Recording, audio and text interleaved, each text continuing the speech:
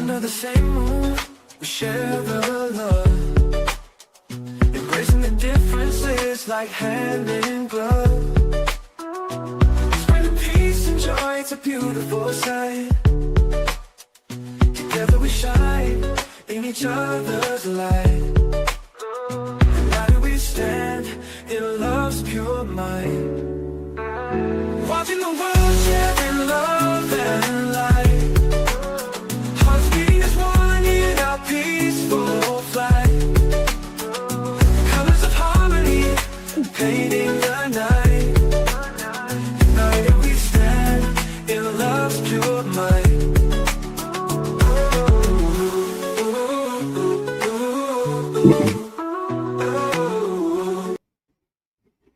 Good evening, everyone. Thank you for tuning in to Watching the World. Tonight, we're going to be discussing the notes that I took in court in regards to Karmelo Anthony. The reason why this is very important is because I understand that the transcripts might not be made available. There's a big debate online about the video.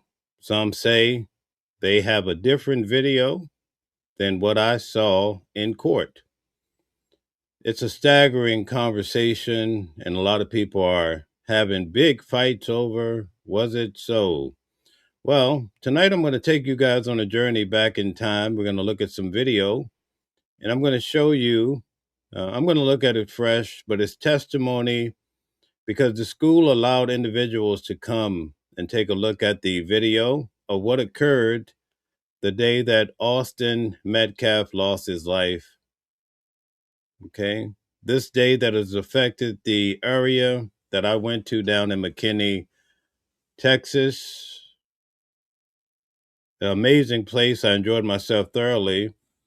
But many people want to know what really happened. So we're going to get to that in a few minutes. You guys are welcome to join the panel tonight. You can come up and ask a question. I'll give you a couple minutes and then I'll just have you go back down. But we're going to try to make this smooth, and I'm going to document a lot of the notes. I'm just going to breeze through it. Some of it I may just have to figure out what I was writing because I'm speed writing. We also have some individuals that will be coming through tonight, I believe. So as they come in, we'll see what they have to say, their thoughts on the matter. But first of all, we're going to start off with this video. So in court, I saw a blurred video, and I have explained it to you guys many times of how Karmelo, it's basically the frame of the video is the west video and the east, as though you're sitting at a stadium. And when you look across the stadium, you see the gates where people can, walk down and then out the gate to have a refreshment or go to the bathroom, okay? And you have the bleacher style seats. I'm pretty sure you guys have been to a funeral before, and you probably see the little tents that they put up just to be able to bury someone. It's the same size tent. Sorry to use such a morbid illustration, but I think it'll help you to understand the tent was not very big at all, but it had the branding of the school. So you would see Memorial, you would see Liberty, which was the tents next to that one. On the day of this incident, Karmelo Anthony, his school, Centennial, did not have a tent up. I heard the testimony in court that they did not have enough students there to put the tent up. As far as Austin and Hunter, they put up the tent, probably along with a few others. They put up the tent for their school memorial. All right. So the video I saw where Karmelo walks over, they actually give us a timeline in court.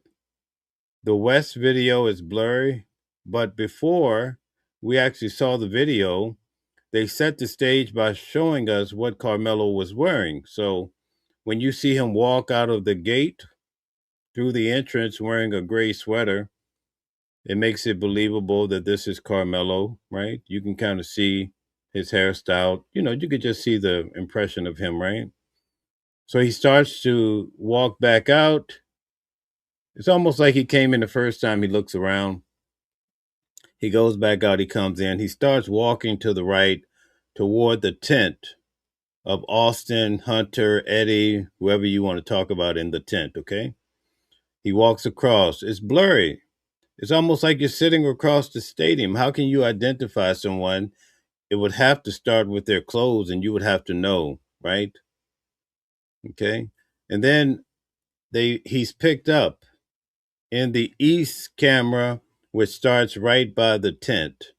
And they show that he goes to this tent, that he goes and he sits in the far back right if you're looking across the stadium. All right.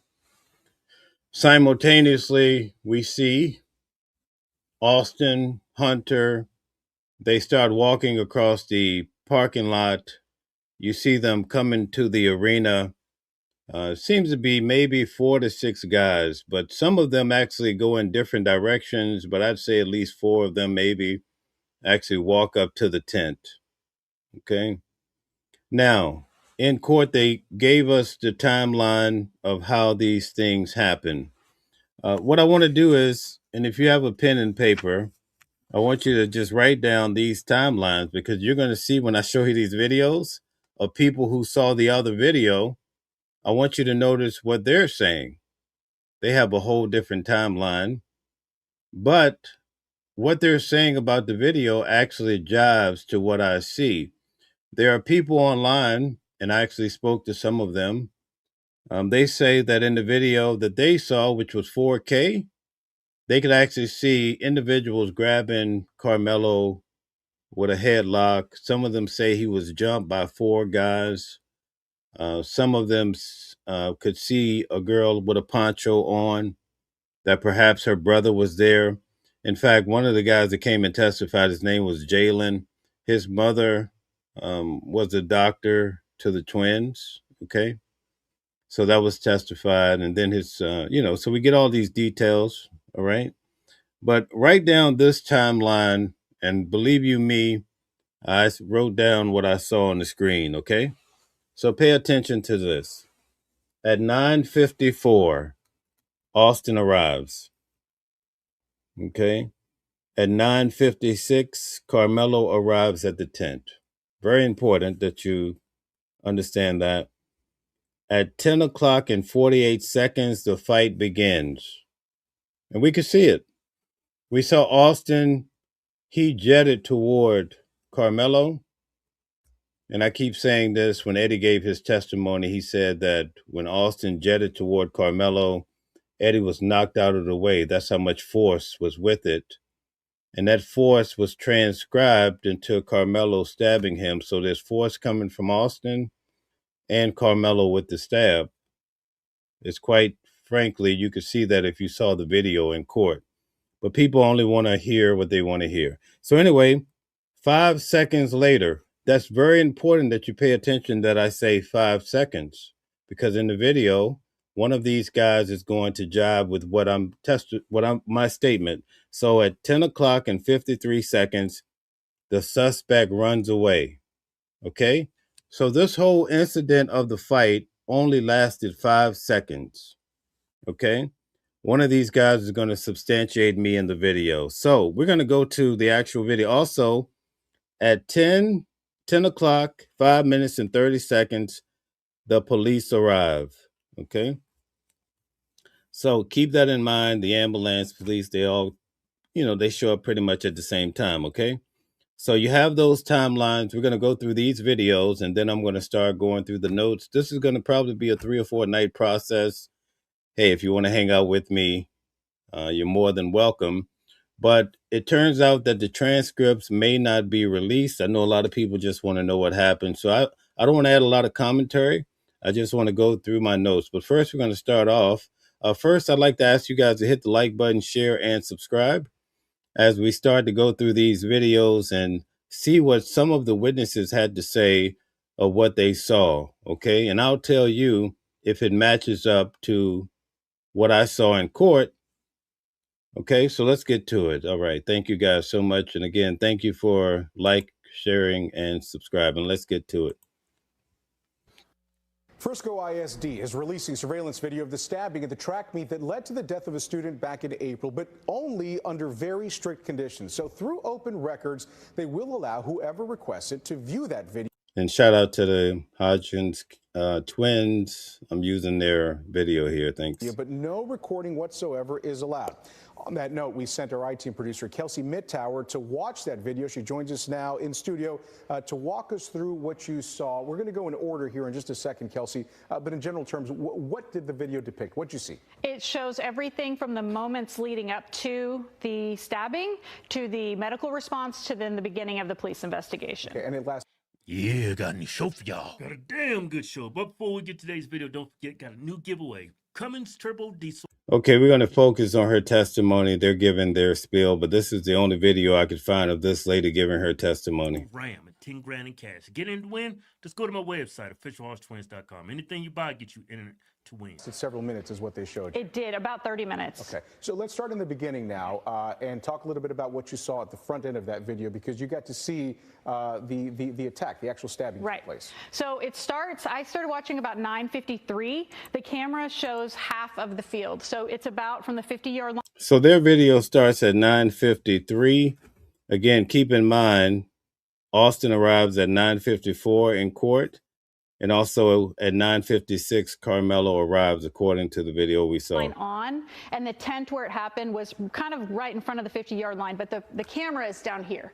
Guys, whoever the moderators are, there's someone talking about there's no way you support the watermelon felon and you people are lying. There's no reason for them to be here. I'm going to time them out. Tonight is serious. We want to stay focused. If people are saying stuff like that, toss them out. You just have to learn to behave. This is how these guys got in trouble, because they don't know how to behave. Here we go. Okay. It's positioned across the field. So everybody in the video, you can tell there are kids or adults, but no one's identifiable. So a long shot is what a long shot, yeah. So a couple minutes in and you actually see the altercation take place. Yes, everything leading up to it, everyone's milling about. It seems very normal. And then right at 9:55, that's okay, so she's stating now at 9:55. Okay, let's see what she says happened. when like there's this explosive movement or action between two people. Okay, so she's saying the fight started at 9:55. You notice that? Next video, the guy's going to tell you something different. But they're actually going to the school to see this video firsthand. When they went to see the video, they could not take a cell phone. I think one person was caught because they had the Meta glasses trying to record, and then that shut down everyone else. But you could, it was very, very strict from what I could understand. Okay, so that's what she saw, which is quite different than, well, just the timing so far is different than what I learned in court. Under the tent, and that's when the employees in the room told me that's when the stabbing happened at 9:55. Right. Okay, so the stabbing happened at 9:55. Okay, in court. At 10 o'clock and 48 seconds, that's when the fighting started. So we're off by 5 minutes. How could that be? At 10 o'clock and 53 seconds, I'm literally writing down the numbers while I'm in court. Karmelo starts to run. Okay, so there's something not matching up here, apparently, between what I saw in court and what they're testifying. But the next person is going to tell you something completely different, and it's the news station. All right, check it out. Yeah, you were talking about people kind of start to scatter at that moment. Obviously, something went wrong. So what happens next? Because now, a little bit later on, that's when the ambulance shows up. So it seems to me that she said it was just two individuals involved. Right. No, on TikTok and social media, they were saying those two brothers teamed up on him. Yeah, like they tried to jump him. Yeah. It doesn't sound like there was like a scuffle or anything, or they were fighting. Just looked like the altercation. Just so you know, the video we saw in court, no one was jumping Karmelo. It was Austin taking it to him, and it was all in 5 seconds. You couldn't see anybody else standing up. It was almost like a flash. And also, when you listen to the testimony of Hunter, he says he was sitting down. He heard Karmelo saying some things. All of a sudden, Austin was on his head. Basically, he said that Austin grabbed his backpack. So Hunter wouldn't have had any time to basically stand up. And basically, that's what we saw in our video. But other people are saying they saw all of these things. We're going to try to understand, is there some sort of manipulation or what's really happening here? Okay. and sue because the kid got stabbed. Right. Right. If that's the case, I mean, you have absolutely no self-defense claim. None If whatsoever. you just stabbed a kid, now if you're getting your butt whooped by two twins that's twice your size, I get it. But You get it? You think it's self-defense? yeah, in normal circumstances, but you at a track meet with kids, weapons are not allowed on school property. I was like, You're not gonna have fear for your life at a track meet in broad no. daylight. I'm like, in normal circumstances, if you got two guys jumping you, they twice your size, yeah, you can defend yourself. But we're talking This is the only video I could find of this lady giving her testimony. So we're listening to them give their spill on it too, but she's going to start back in a second. Just bear with us. kids at a track meet. I don't think he has any claim to self-defense. Yeah. Well, from what I recall, it was like, touch me and see. Right. Yeah. Yeah. And that's not even been disputed. Right. Right. I mean, everybody knows that kid is guilty, is sin. Hey, is it true that they said he's got a 3.4 GPA, the black kid? Okay, let's mean, it see if we really- can get moving Instead of here. his- Let's if see he if I can forensics- get her. Why are you running? Use defense. Was that team still? At 9:55. Okay, here we Two go. people under the tent, and that's when the employees. And then right at 9. So he doesn't want to leave. Altercation ensues. He stabs him, and then he leaves. It doesn't make any sense. Yeah. All you had to do was leave. So a couple minutes in, and you actually see the altercation take place. Yes, everything leading up to it, everyone's milling about. It seems very normal, and then right at 9:55, that's when like there's this explosive movement or action between two people under the tent, and that's when the Okay, in court, that happened at 10 o'clock and 48 seconds. Basically, that's what we learned. She's saying it happened at 9:55. Something is off. The employees in the room told me that's when the stabbing happened at 9:55. Right, and you were talking about people kind of start to scatter at that moment. Obviously, something went wrong. So what? I heard that 400 people went to see this video. So she was one that got in. Maybe over 100 had seen it. And from what I understand, there's probably 14 or 15 people that have come forward so far to say they saw fighting and jumping and headlocks and all sorts of someone distracting the coach. There was a whole lot that's happening here. Let's check it out. Happens next, because now a little bit later on, that's when the ambulance shows up. Right. So when the ambulance arrives, it actually comes through near the end zone at the gate, and then it comes up to the 50-yard. Okay, so here we match up. Remember I told you the police and the ambulance came at 10:05? So now this is the first time in the video that she's syncing up with what I had written down in my notes from court. And literally, I was writing down the seconds on the monitor, documenting when individuals were coming into the tent. So something is terribly off, but we match up with the ambulance. Line directly in front of the tent. You can see Austin Metcalf is right here. But then when they pull up close to the tent, they realize that they don't want to show the video. And I think it's very important that you guys understand that when we actually saw the video, the blurred video in court, okay, they had us take a break. We came back, and then they had the video expert, and they had a special monitor that was right in front of the jurors. And so the attorneys went and sat beside the jurors. They all watched this video. And even though those of us in the audience had seen the previous video all morning being broken down, we were not allowed to see the video that the video expert had enhanced. So we were sitting in the gallery like, why are they not letting us see this video? So you see how this makes it looks a little bit sketchy. But I tell you, when I write notes, I really, really write notes. In fact, I'll give you a quick example of something with one of the officers to show you, if I could just find it really, really quick here. Let's see if I could find it. Don't fail me now. Let's see here. I probably won't be able to until we actually go through it. But there's an instance in my notes with the officer where, yeah, here we go. So the police officer, he had on his body cam, and this incident happened on April the 2nd, 2025. The body cam actually showed the date. And do you know what the date on his body cam said? It said February the 10th, 2016. So I say to the, and I actually could, bring these girls on because I'm sitting in court with them. Sorry for calling them girls. It's what it is, okay?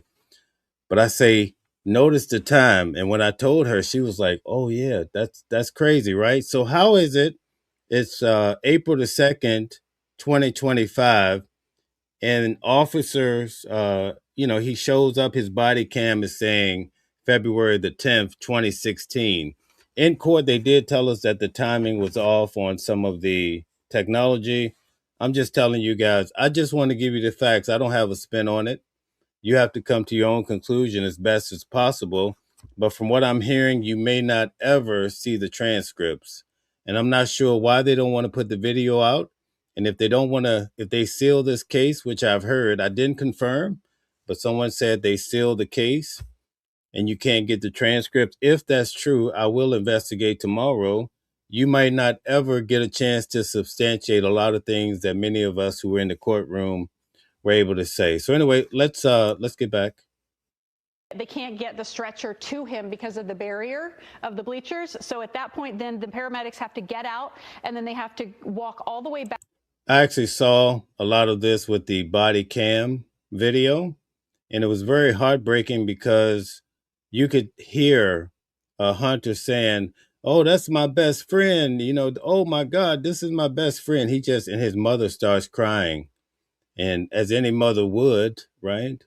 But we were able to hear all of this in court and actually see, we saw Austin laying down at the bottom of the bleachers, and they had put the tent that the fight happened where it occurred. They moved that tent over Austin because it started pouring raining right after this incident. Probably based on the video I think I saw was shortly after 10 o'clock, it just started pouring. Okay.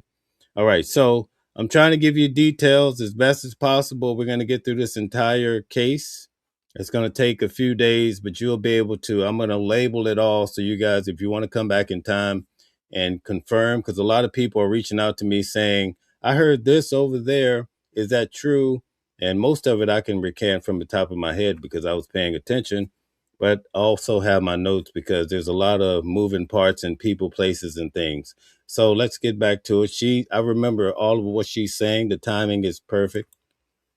Back to the end zone. This is actually, on the next slide. They have to go all the way back to the end zone and then come all the way back. That takes another couple of minutes. So at this point, they've arrived and they are actively working on Metcalf at that point. And we want to reiterate, we're using some imagery here to sort of denote exactly what was happening here, these little icons that we're using, the ambulance, because again, the video was not able to be released. You're watching all of this happen, Kelsey, and you're watching the time sort of elapse. What are you thinking about when you see this, especially when you see sort of the issues in getting Metcalf out of there? I mean, Yes, Matt, I heard that, but I haven't been able to confirm it. I understand why it happened the way it happened.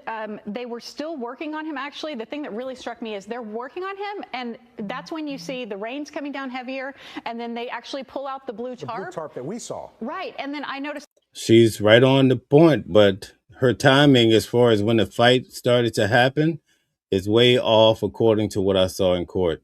In fact, they testified that it only took about 4 minutes for the police and the ambulance to show up. So that's more with my timeline. Her timeline, the police would have arrived, let's see, roughly 10 minutes later. That's not true. So her timing is off. That's clear.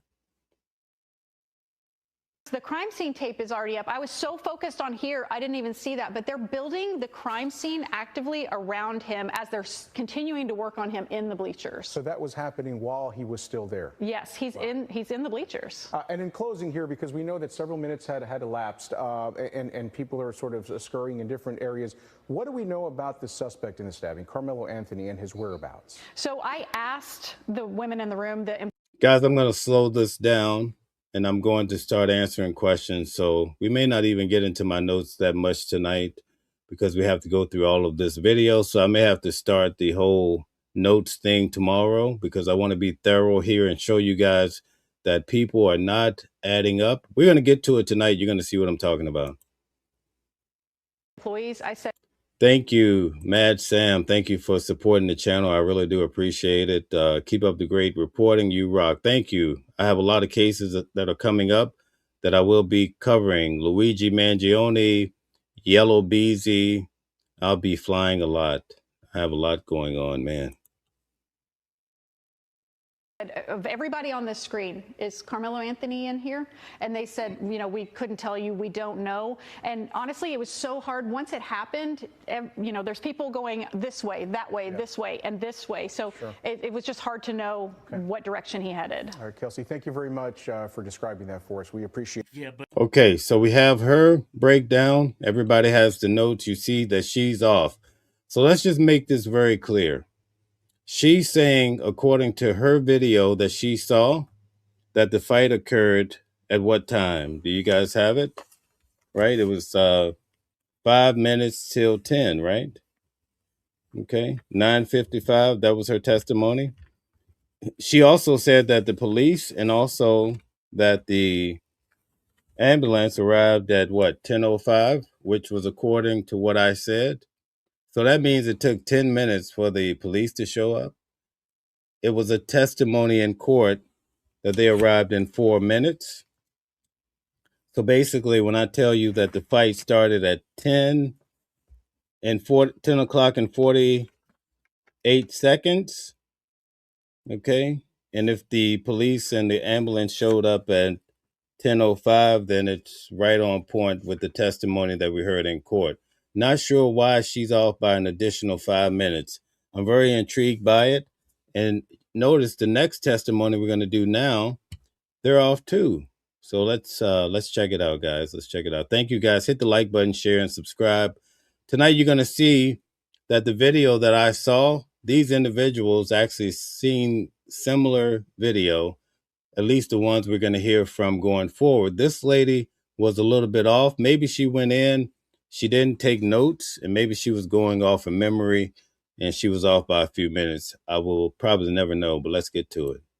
Jury indicted 17-year-old Karmelo Anthony just last week for a deadly altercation that happened at a Texas track meet in April. And now News Nation has viewed a critical piece of video evidence. 17-year-old Austin Metcalf was killed. Anthony admits he stabbed Metcalf while both took cover under a team tent during a rain delay. But Anthony says he was acting in self. No, you're talking about a video that's floating around today. That video has nothing to do with anything we saw in court. I'm not sure. In fact, that video is at night. It appears to be very dark. There's no tents. As you guys could see, even in these videos, there's tents. And that should be your first starting point in the video, to look for the tents. That video does not have any tents. Self-defense.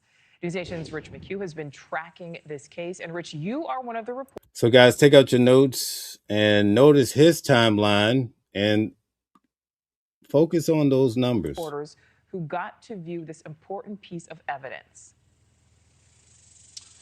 So the first lady was able to see this video. Only 100 or so people had a chance, from what I understand, to see the video. It was supposed to be 400 that signed up for it, but because someone had brought in meta glasses, they shut down the operation. So we heard from the first lady. Her timing is off from what I saw in court. Now we get a chance to hear from this guy. He's a part of, I believe, News Nation. He's actually a reporter. He went in and saw this video, and I want to see if it matches up to what I saw or what individuals who were coming forward saying they saw him being jumped. I did not see Karmelo being jumped. I saw, according to the video they showed, Austin pretty much went toward him with a vengeance and then came right back. It all happened in 5 seconds. Let's see. Nicole, they allowed me to view this video under strict conditions. I couldn't record anything. I couldn't take pictures. I could take notes, but that's about it. They would play it one time, and they wouldn't even rewind it or play it again, even the moment in question. So you see the expansion of the field. So you're actually the video that's recording, the cameras that are recording is on one side recording all the way over to the other. So that gives you an idea why the video is so blurred when we saw it in court. What I saw in the video was ultimately it's from the press box across the field. And guys, this is like a year ago. So all of this testimony is right around the time closer to when the event happened. Okay, so they're giving you solid information according to what they saw. I would say closer to that actual time, right? On the 45-yard line, you can view a yellow tent across the field. That's where this incident happened. There's no sound on the video, and it's raining. You can see about 30 to 40 people around the field. It's a track meet that morning, so they're That's what I saw. So we're right on point so far. preparing for this track meet. The incident in question happens at 9:44 a.m. It's really calm. So it's very important also to keep in mind, these individuals actually went in to see this video along with all the people that are reporting on the video. So it's not like another separate video, I would imagine.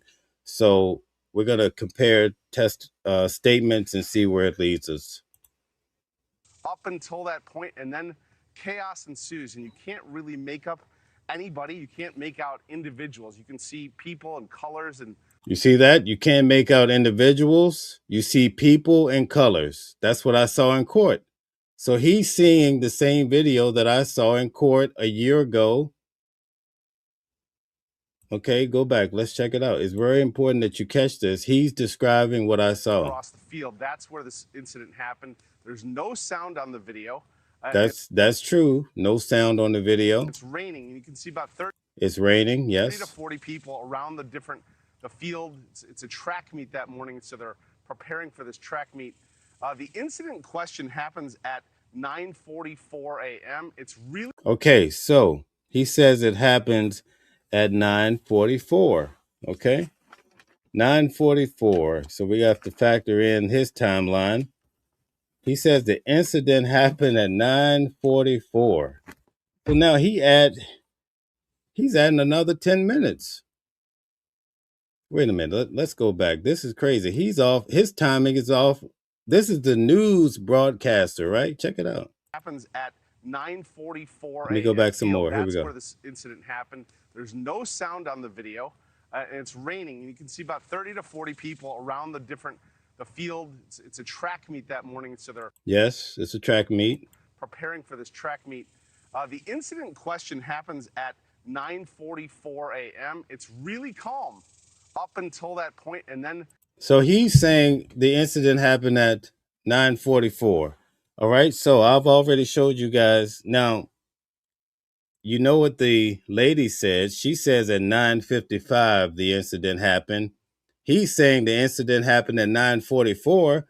I'm telling you the video I saw in court that at 9:54, right? So at 9:44, Austin is not even in the tent. Neither is Karmelo. And this is News Nation. And he said you were able to take notes, right? But in court, we saw at 9:54, Austin arrives. 9:56, Karmelo arrives. At 10 a.m. and 48 seconds, the fight starts. I didn't write that 48 seconds for no reason. I'm writing what I see on the screen and also the testimony from the attorneys and people involved, right? And then also at 10 o'clock and 53 seconds, the suspect runs. The suspect is Karmelo. Why is he? So listen, the lady said that the ambulance came at 10:05. I say the ambulance came at 10:05. In court, they said that it took 4 minutes for the police, the ambulance to respond. But he's saying that the fight started and that Austin is basically being, if that's what he's saying, he said it starts at 9:44. Now he's added a whole 16 minutes to this thing, right? So now and then if you take the 16 minutes and add the 5 minutes, it takes 21 minutes for the ambulance to come. How is it that everybody has a different story about this video? That's why I wanted to show this to you tonight, because it's crazy. And this guy is from News Nation, right? Or Newsmax. I can't really see it. Let's see. Can I change this around? Okay, anyway, let's keep Chaos going. ensues, and you can't really make up anybody. You can't make Yeah, out News. individuals. He's from News Nation, but his statement so far, you can't make out the individuals. All of that lines up to what I saw in You court. can see people and colors and what they're wearing, but you can't make out identities. But again, at 9:44, chaos ensues. What I did not see was any obvious physical altercation leading up to the stabbing. Now, I went in. So he said, this guy went along with all the people that saw this video, and they have all these different stories, right? He's describing what I saw in court. You can't make out anything really happening. You can only see Austin get up pretty much, and he goes over, and they actually break it down. Then he bounces back. It only lasts 5 seconds. It lasts from 10 o'clock and 48 seconds. That's when Austin gets up really quick and goes toward Karmelo. And then by 10 o'clock and 53 seconds, Karmelo is running. The suspect in court, the suspect is running. 5 seconds. Now, one of these witnesses is going to tell you, I think it happened all in 5 seconds, and you're going to start to see that my notes are right on point. But anyway, let's get to it. Inside the stadium earlier this morning to try and give our viewers a better vantage point of where this all happened. Take a look.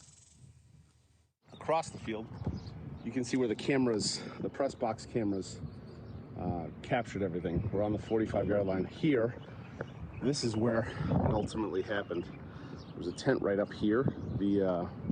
Yes. So the tent was up, I'd say maybe 5 rows. But what happened when Austin was stabbed, he kind of fell back all the way down to the bottom here. And so then they moved the tent over him because it started pouring raining. So his testimony is right according to what I saw in court. His timing is off by a long shot, though. Tent where everybody was huddled at 9:44. Whatever went down happened right here. Everybody. And you just heard the previous lady say 9:55, so you get to see that I'm showing you people are way off about what they saw and heard. Kind of took off.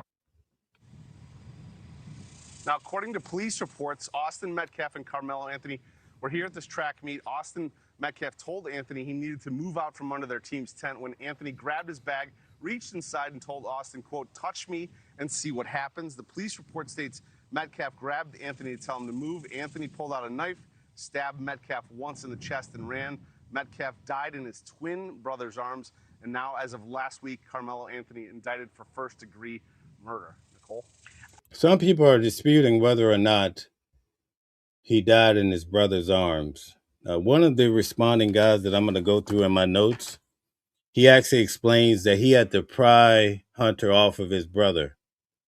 So that leads me to believe that they're being accurate about that. So I just want to just clear the air. I'm just giving you what's in court, not my spin. All right. I know a lot of people like to come in, but for this, I'm not giving you my interpretation. I'm just telling you the facts. All right. And we're going to go through this all week until we get to the end of it. So, Rich, how might this affect court? Well, it's a good question. Court date has not yet been set. His first appearance is set. Again, this was a year ago. I believe for July 17th. This video, from what I saw, the question I have is, will they be able to enhance it and to view it, to zoom? You see that? He saw what I saw in court. He's explaining it. It wasn't enhanced. It wasn't like he didn't see a 4K video. You hear what he's saying? So why are different people seeing a different video? Because what I saw happened very quickly, and there was no obvious altercation just before. So it could be a case where both sides will see what they want to see, but the question remains: how much can they kind of alter or zoom in on this video, Nicole? All right, Rich McHugh live for us there as this case continues to unfold. Rich, thank you. Thank you for watching. Okay, so let's do a little recap here. According to my testimony from what I received in court, at 9:54, Okay, 9:54, Austin arrives at the tent. 9:56, 2 minutes later, Mello arrives at the tent. In addition to the numbers that I'm, telling you from the screen, verbally, they say it's a 2-minute window when, Karmelo arrived versus Austin, okay? I'm also telling you at 10 o'clock and 48 seconds, the fight started. I'm also telling you that at 10 o'clock and 53 seconds, 5 seconds later, Karmelo is already running. Okay? This is in court. 10:05 and 30 seconds, the police arrive. Okay? The first lady we looked at, what did she say, folks? Can somebody in the audience, I'm going to give you $25. Okay, I'm going to give away quite a bit of money tonight. So everybody, I hope you were paying attention. I didn't tell you that because I want to see who the real watchers are. $25. What did the first lady say about the time that the fight started? All right, who gets the $25? Let's go. We got to get this moving. Can we give away $25? Should I raise the amount? Can we go? All right. Pretty Tings, you always winning. Why are you always winning? All right. Pretty Tings won. Okay. What time did she say? All right. Another $25. What time did she say that the ambulance arrived? Tell me. Come on, guys. This is easy money. Let's go. But we got to do it quickly because we still have a whole nother video to go through. What time did the ambulance come? Come on. You guys got to make good witnesses. Let's go. What time did the ambulance come? No, not 10:20. Come on, guys. Right, 10:05. Comment, Poet, you have to email me your Cash App. I'll have it to you before you can turn around. Okay, so we have to remember who's winning the money, guys. Can somebody document it? Comic, you have to email me because you're new and you haven't won before. Okay, the next $25. What time did the man say that the fight started? Come on, guys, let's go. What time? $25. Let's go. What time did the man say the fight started? Going once, going twice. What time did the man say? The guy from News Nation, what time did he say the fight started? Not 9:54. Nope, not 9:54, guys. Come on. Nope, not 9:54, not 9:54. Okay, looks like I have to keep this moving. He said 9:44.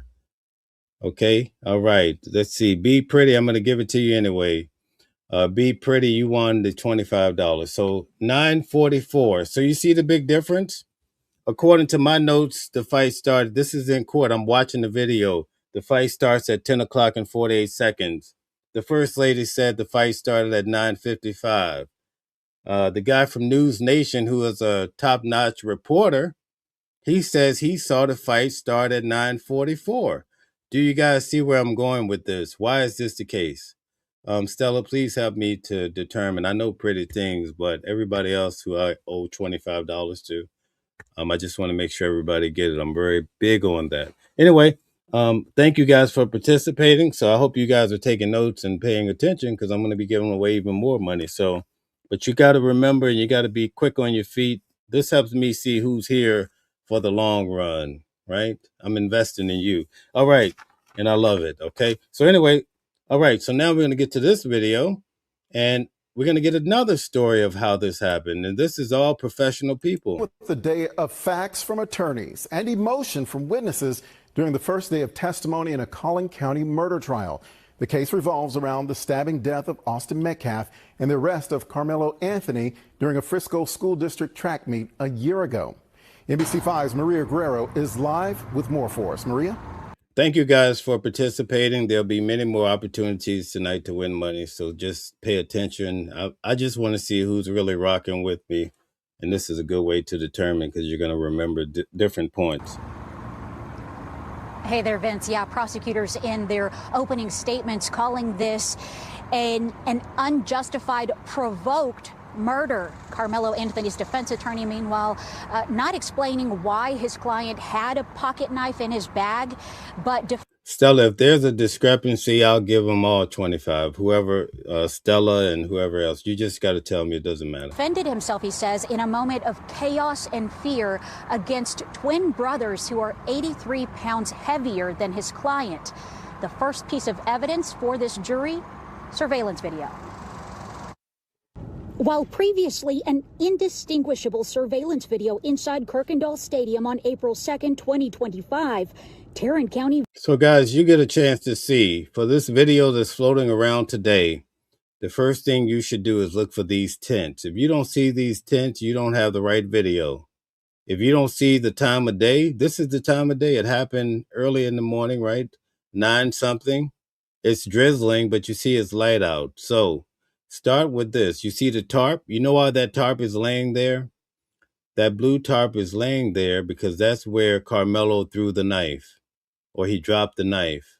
And so they covered the knife with this tarp that happened to be folded up somewhere in that vicinity. And they put it over the knife so that the blood wouldn't just all wash away. Okay. And also, you see where the L's are? The L's are for liberty on these tents. This yellow tent was the tent that all of this happened. That tent was side by side pretty much. There's a gap in between it. But Memorial was the yellow one. That was Austin's tent. Liberty, that's where the girl testified she saw. And this girl had honestly lied about the whole incident. See, they won't tell you. She was a prosecution witness. She lied about the situation. She admitted to lying. All right. So it's important that you understand this tent, the yellow tent, was side by side, just a space in between with Liberty. But because Austin actually was stabbed probably where the blue tarp is, somewhere in that area, and he fell all the way down here to the floor level. And that's why they moved this yellow tent down over top of him, because it was raining so bad. Remember, she said the ambulance drove in, but they couldn't get to him. So you see the fence. Guys, I'm showing you how this all went down. Okay, so they had to go around. Okay, they had to go around in order to get to Austin. All of this happened at 10:05, according to the testimony we heard. So now this is a third source that we're going to hear about the video. And let's see if it matches what I saw in court. Video forensic analyst Mark Porter walked jurors through what prosecutors say will prove their case against Karmelo Anthony. Porter using software to enhance and zoom into multiple angles inside and outside of the stadium, showing the final moments of 17-year-old Austin Metcalf's life. Jurors alert, watching a large monitor as Porter explains how he tracked the movements of the victim and suspect. We learned the suspect is seen walking up to the top of the tent first. Anthony's defense says he saw a friend he knows from Memorial and that no one else had a problem with him sitting there. Austin, his twin brother, and friends then joined their classmates in the tent. About 2 minutes later, the zoomed-in angle shows someone pushing another person, followed by a sudden burst of movement. The suspect identified. You hear that? So they were able to see someone pushing another person. No testimony of anyone being jumped. All right. Identified by the expert, then moves up the bleachers before running down, falling down at one point. Now, I'm not saying this other video don't exist. I'm just telling you that when we go back from a year ago, individuals are giving their statements in regards to what happened. It's as if they saw the same video that I saw in court. That's all I'm saying. Let's go back and see what she's saying again. Check it out. Anthony's defense says he saw a friend he knows from Memorial and that no one else had a problem with him sitting there. Austin, his twin brother, and friends then joined their classmates in the tent. About 2 minutes later. You hear that? 2 minutes later. Okay. So Austin arrives, right? He joins them in the tent. The zoomed in angle shows someone pushing another person, followed by a sudden burst of movement. The suspect identified. Okay, so you hear that? 2 minutes later, after Austin arrives, there's some pushing. So you see how that's off when you go back to the timeline? Now that doesn't jive with my story or the 2 previous people on the video. Okay, check it out. About 2 minutes later, Hold on. Here we go. first, Anthony's defense says he saw a friend he knows from Memorial and that no one else had a problem with him sitting there. Austin, his twin brother, and friends then joined their classmates in the tent. About 2 minutes later, the zoomed-in angle shows someone pushing another person.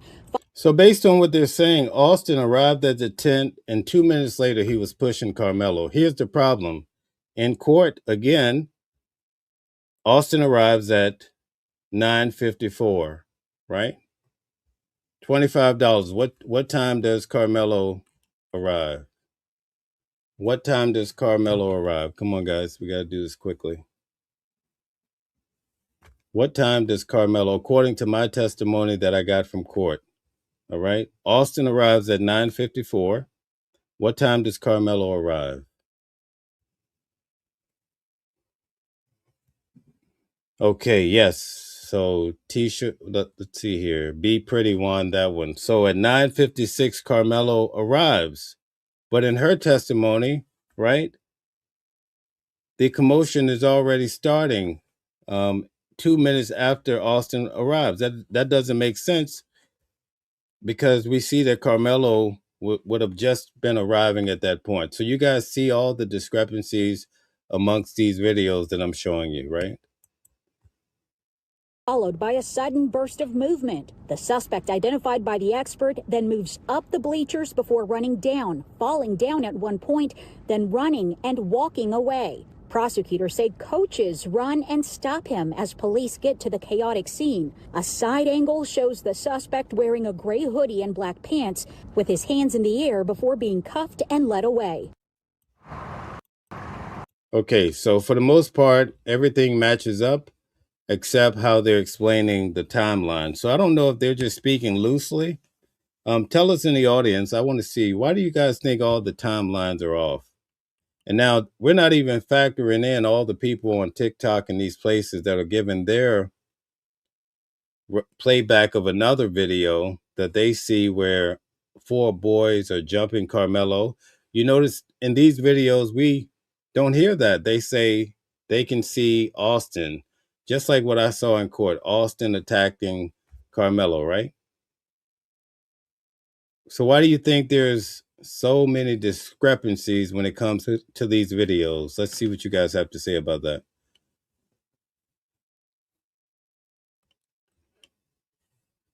Okay, so maybe we don't have thoughts. Okay, let's see. Mad Sam says, I believe when they saw the video. Okay. All right. Cake Bean says, I think the video has been altered from the beginning. Okay, thank you very much. Let's see. Peak says Frisco ISD, is altering the videos. Okay, all right. A lot of people feel that way. T says no notes. That makes sense if they were just winging it off the top of their head.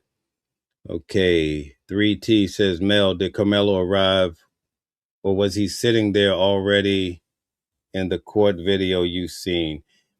Karmelo arrived, and he wasn't, obviously he sat down, but I know what you're talking about. Some people are saying that in the video they saw he arrived at 9:43 and he was just sitting there a long time, and then the twins came. That's not what I saw in court.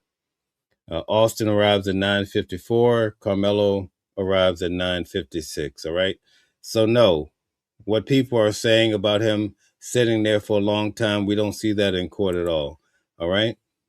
Salon says 9:55. Okay, not sure. Thank you for the super chat. We have a super chat from Big Bad Bull. Blessings, good brother. Appreciate you rocking out with the no captivity. Okay, last night. Yes, indeed. Thank you for coming over and hanging out with me, and also sewing into the channel. Thank you very much. Okay, Detroit says they didn't say, it says they see someone being pushed. I don't get what you're saying. It needs to be more. Okay, Gold Digger says also in the alleged video being shown at the ISD, many said the video shows Karmelo already sitting down before Austin. Yes, that's what I was just referring to. They say he was sitting down at 9:43. That's not what we have in court. All right. At court, again, Austin arrives at 9:54. Karmelo arrives at 9:56. There's no 9:43. Okay, Shammy Poo says definitely sounds like different versions. Okay, Ground and Sky says the tent has win the battle, which kind of sets the tone at the game. Okay, thank you very much. Stella says like, share, and subscribe to the channel and turn on your notifications. Okay, Comic Poet says, how did Austin end up at the bottom of the bleachers? Karmelo was sitting at the back of the tent, right? And if you're sitting in the tent facing the field, he's sitting in the far back to the left. He's talking to them.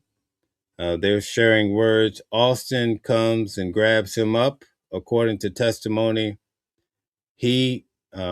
Austin runs at him so fast, he pulls the knife out of his bag and probably, he has in 5 seconds, he probably has enough time to grab the knife.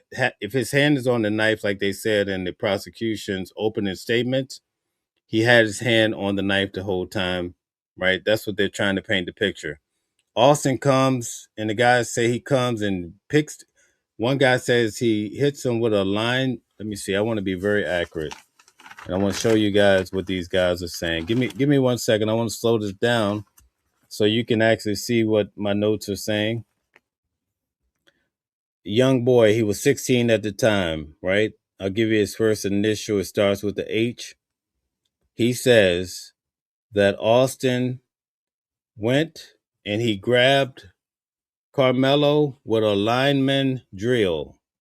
A lineman drill. Okay. So this is what we learned in court. It wasn't a slight push on the shoulder. I mean, many of the kids did say, oh, it was a light push on the shoulder. But let me show you what Jalen's. Ooh, I didn't want to say his name. Shoot. Anyway, sorry. Let me tell you what another student said, right? He was a very good witness, a black guy. He says, let me find what he said. Hold on 1 second. Okay, let me just breeze through it. He says, his mother was a twins pediatrician. Okay, so this is a guy, his mother was actually Austin's pediatrician. Okay, he said he was sitting there scrolling on TikTok. He said Austin standing, and maybe one other person was standing. Okay, that's what he says. He didn't know. He says half and half under tent. So he's the one that really revealed that Karmelo wasn't even sitting under the tent. That whole row, Eddie, Karmelo, they were sitting beyond the tent. So they were still being rained on. So for those of you who are saying he went under the tent so he would be away from the rain, this kid was the first one of different individuals to reveal that Karmelo and these kids were not even under the tent. Okay? False narratives that everybody's pushing. But if you go on some of these big stations, you say that, they're going to say, oh, you're just lying. Oh, they say he was under the tent. You see how these people are? I just laugh at them. He says that Karmelo was acting suspicious and he came out of the blue. He says Austin asked him to leave and Austin never raised his voice. Okay, that's what he says. He says going back and forth between the two of them, Austin pointed out his hand was in his backpack. Okay, so Austin pointed out that Karmelo's hand was in his backpack. He already knew what he wanted to do. That's what the kids say. All right, about Karmelo. He says, Austin said, you don't have anything. We're all from Frisco. Because one of the guys had testified that he told Austin, don't mess with him because he felt like Karmelo had something in the bag, right? So this kid tells him, so let me just go back. He says he already knew what he wanted to do. He says, Austin said, you don't have anything. We're all from Frisco. He was a middle linebacker, talking about Austin. He says, Austin grabs his hoodie and then started to pick him up out of the seat. So one kid says that, remember the guy before, his name started with an H. He said that Austin hit him. He went to Karmelo with a linesman's drill. The kid before said he actually was able to get him up, start picking him up out of his seat. In the video, we see Austin running, right? I mean, well, he's moving toward. I want to be careful with words. In the video, he moves so fast, 5 seconds. He goes to Karmelo, and all of these kids have a different perspective, and I'm giving you their perspectives when I really go through this, right? And it's very important how they interpret it. The same move, Hunter interpreted because he saw the backpack fly. So then it makes sense that when he's standing on the front yard with his mother, he says that, yeah, Austin stood up and went and grabbed his backpack, right? See, he heard Karmelo arguing. He's the first one. Hunter is the first one. He even tells you that in the video. But the other kids that came in, a guy named, his name started with a T. A lot of them were kids, right? He said that Hunter and them started on Karmelo. Okay. So Hunter, in his own words, if you go to the video we played the other night, he says, I heard this strange guy. He came from nowhere. I turned around and, he was like, I told him, like, what are you doing here? Whatever, right? Then he says, Austin took over. And then he says, Austin grabs his backpack and it's over. It's 5 seconds. But all he saw was the backpack fly. Not even Austin knew he was struck in the chest, right? The guy who responded to him first said it was the abdomen. Okay. But then we know when the medical examiner came, they tell you all the details. Okay. So everything is pretty much matching up according to what these guys are saying. Although many of the kids came in, they said, oh, he just touched him on his shoulder and asked him to leave. But some of those kids, like Eddie, right? Eddie was the star witness, I think, in this whole case. Eddie says very clearly in court, and if you don't believe me, go ask some of these other individuals who have their channels. They were in court, right? We don't talk.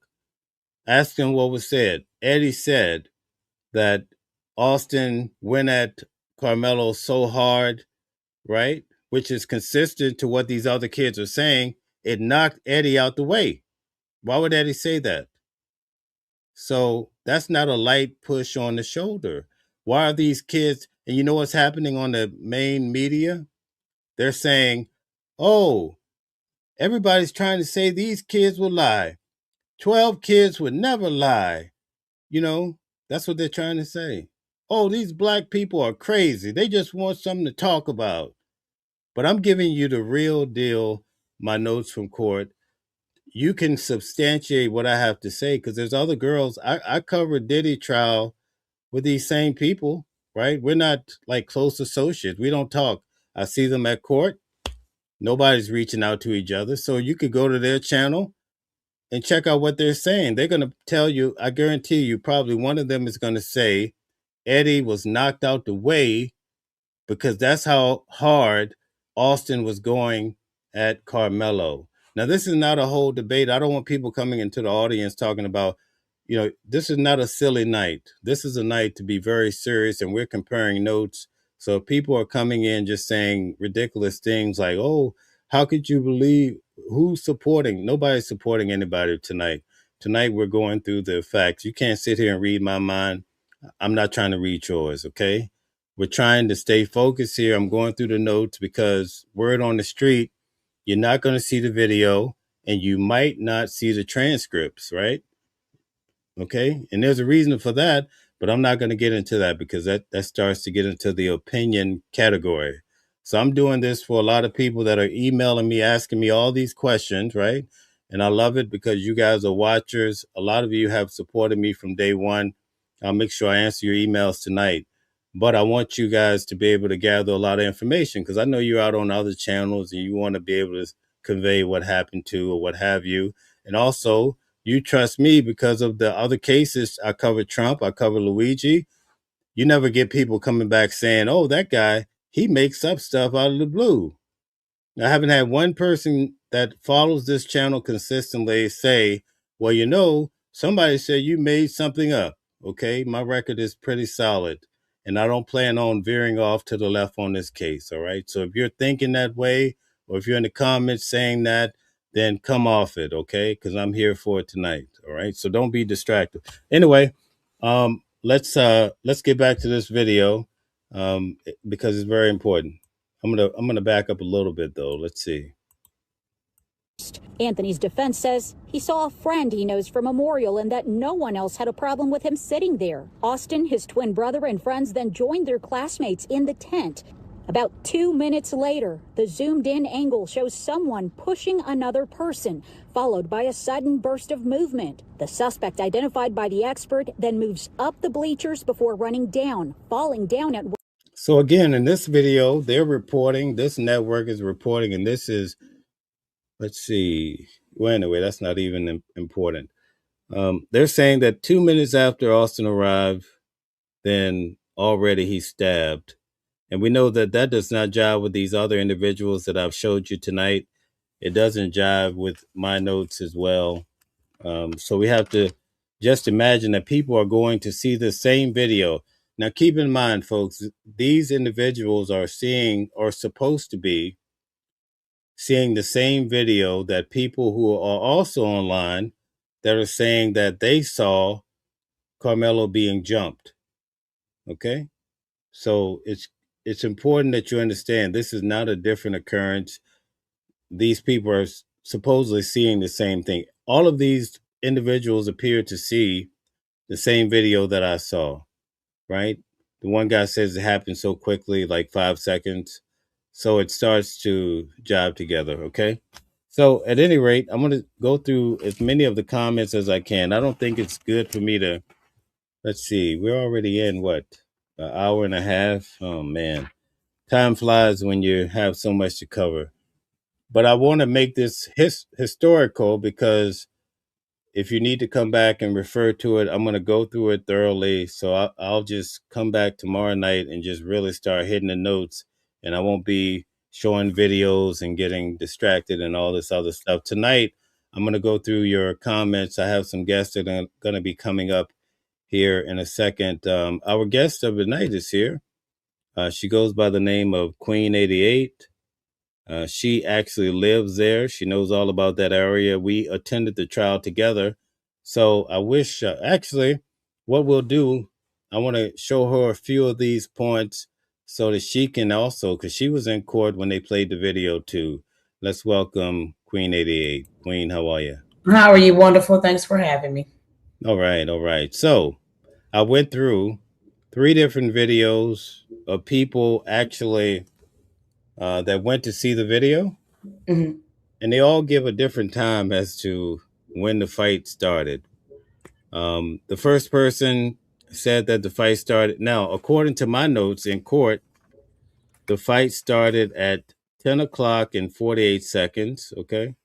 And I wrote it in my notes. The first lady that gave her testimony, she said the fight started at 9:55. The guy from News Nation said the fight started at 9:44. And then I think it's CBS or one of these companies we just saw. Mm-hmm. They don't give you timelines, but they say Austin, he was only in the tent 2 minutes before the fight burst into, flames. What do you think? Did we also look at what the witnesses were saying as well? They were actually there. Yeah, we're gonna go later. Yeah, we're gonna go through all of the notes from the case, but just to go through, because I have it day by day. Okay. Just to go through and just point. I don't have. It's not like a computer. These are hand notes, and for me to go through each witness and see what they said about time would require some preparation. So we'll deal with that. But what do you think about the discrepancy in line of even just these individuals? They it's not jiving. But then when you go to social media, we have people saying that he was jumped. According to the individuals that I showed tonight, they clearly did not see that. In fact, the guy from News Nation said you couldn't even make out people, just like what we saw in court. So what do you? And this is the event where they allowed individuals to go to look at this video. That's what they saw. So that was last year that when they went to Frisco ISD. I think that are they playing it from different times? I was told that the video is 11 minutes. And they also said that they asked him, where do you want to start? Some people said all the way at the beginning. Some people said about 5 minutes into it. So do you think maybe that could be the discrepancy? They want to get straight to the point? Yeah, but the timeline of the video should be the video. You see what I'm saying? Right. Even if you cut it. So that's the tricky part. I get what you're saying. If you're splicing it or what have you, are you saying that maybe the video they saw was cut differently? Yes. Okay. All right. That would make sense. That's a good concept there. All right. But what about the part about individuals being jumped? These individuals apparently did not mention that. In fact, one guy says he saw a push, kind of like what we saw in court. You could just see Austin going toward Karmelo. We couldn't see the lineman drill like the other guys described it as, or when the guy named Jay says he started picking him up, in fact. So what do you think about why are some people seeing a jump, 4 guys jumping Karmelo, one has him in the headlock, but then in court we don't see that. Neither did these individuals a year ago. So do you think there's some manipulation there?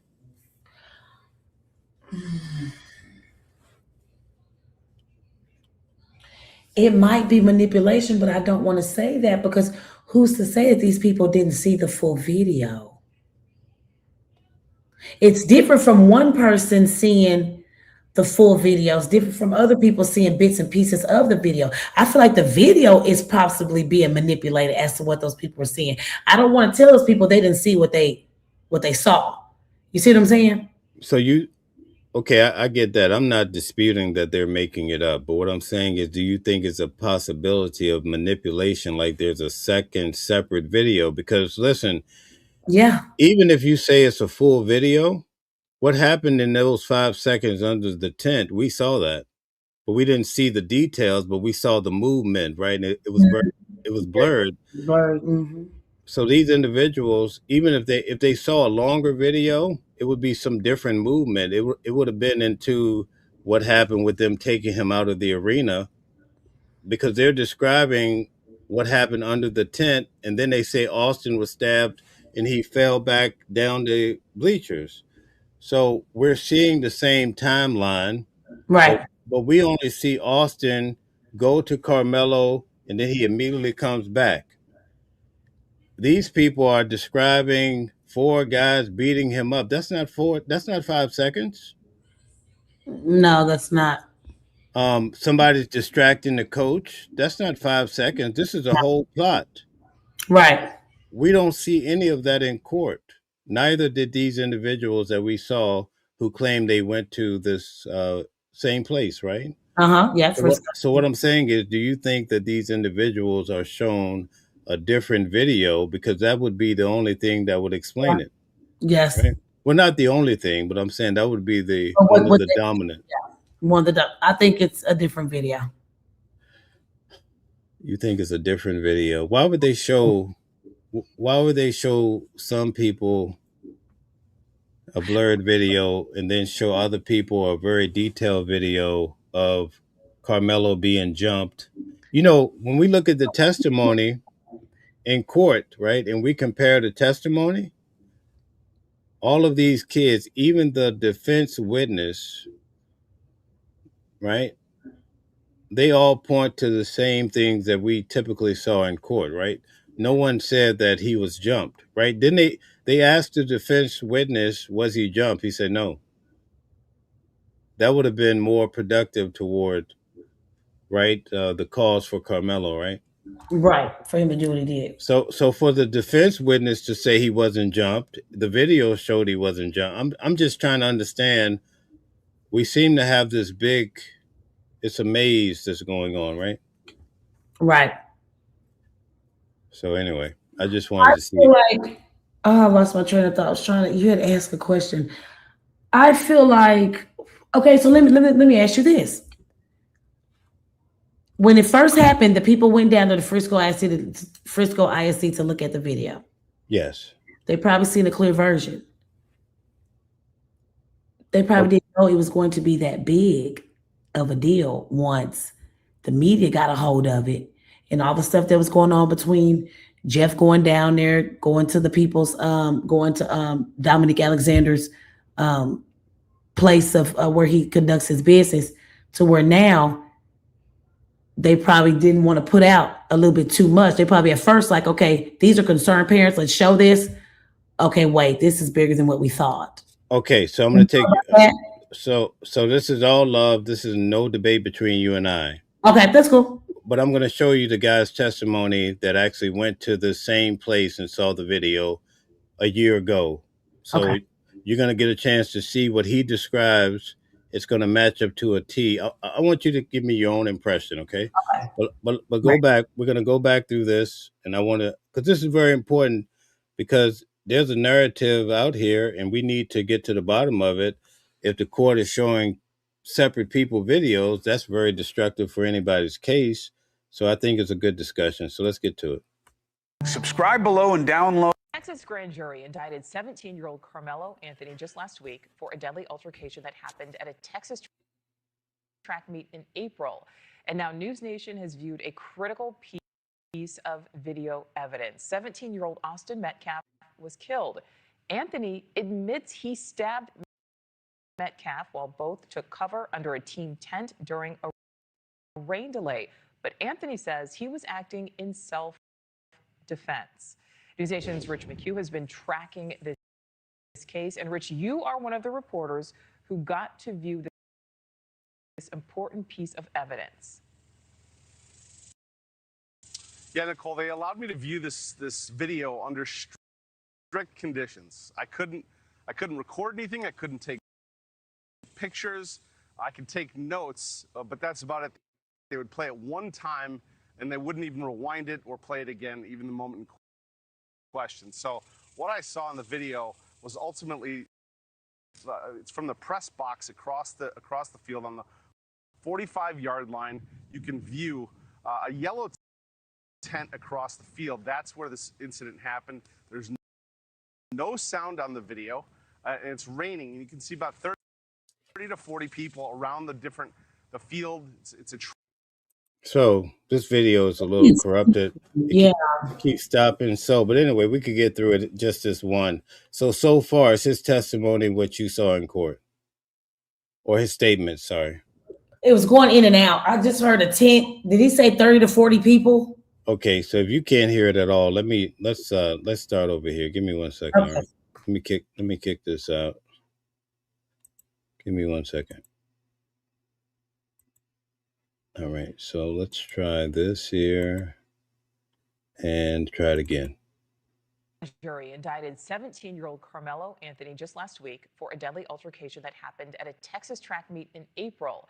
And now News Nation has viewed a critical piece of evidence. Yeah, Nicole, they allowed me to view this video under strict conditions. I couldn't record anything. I couldn't take pictures.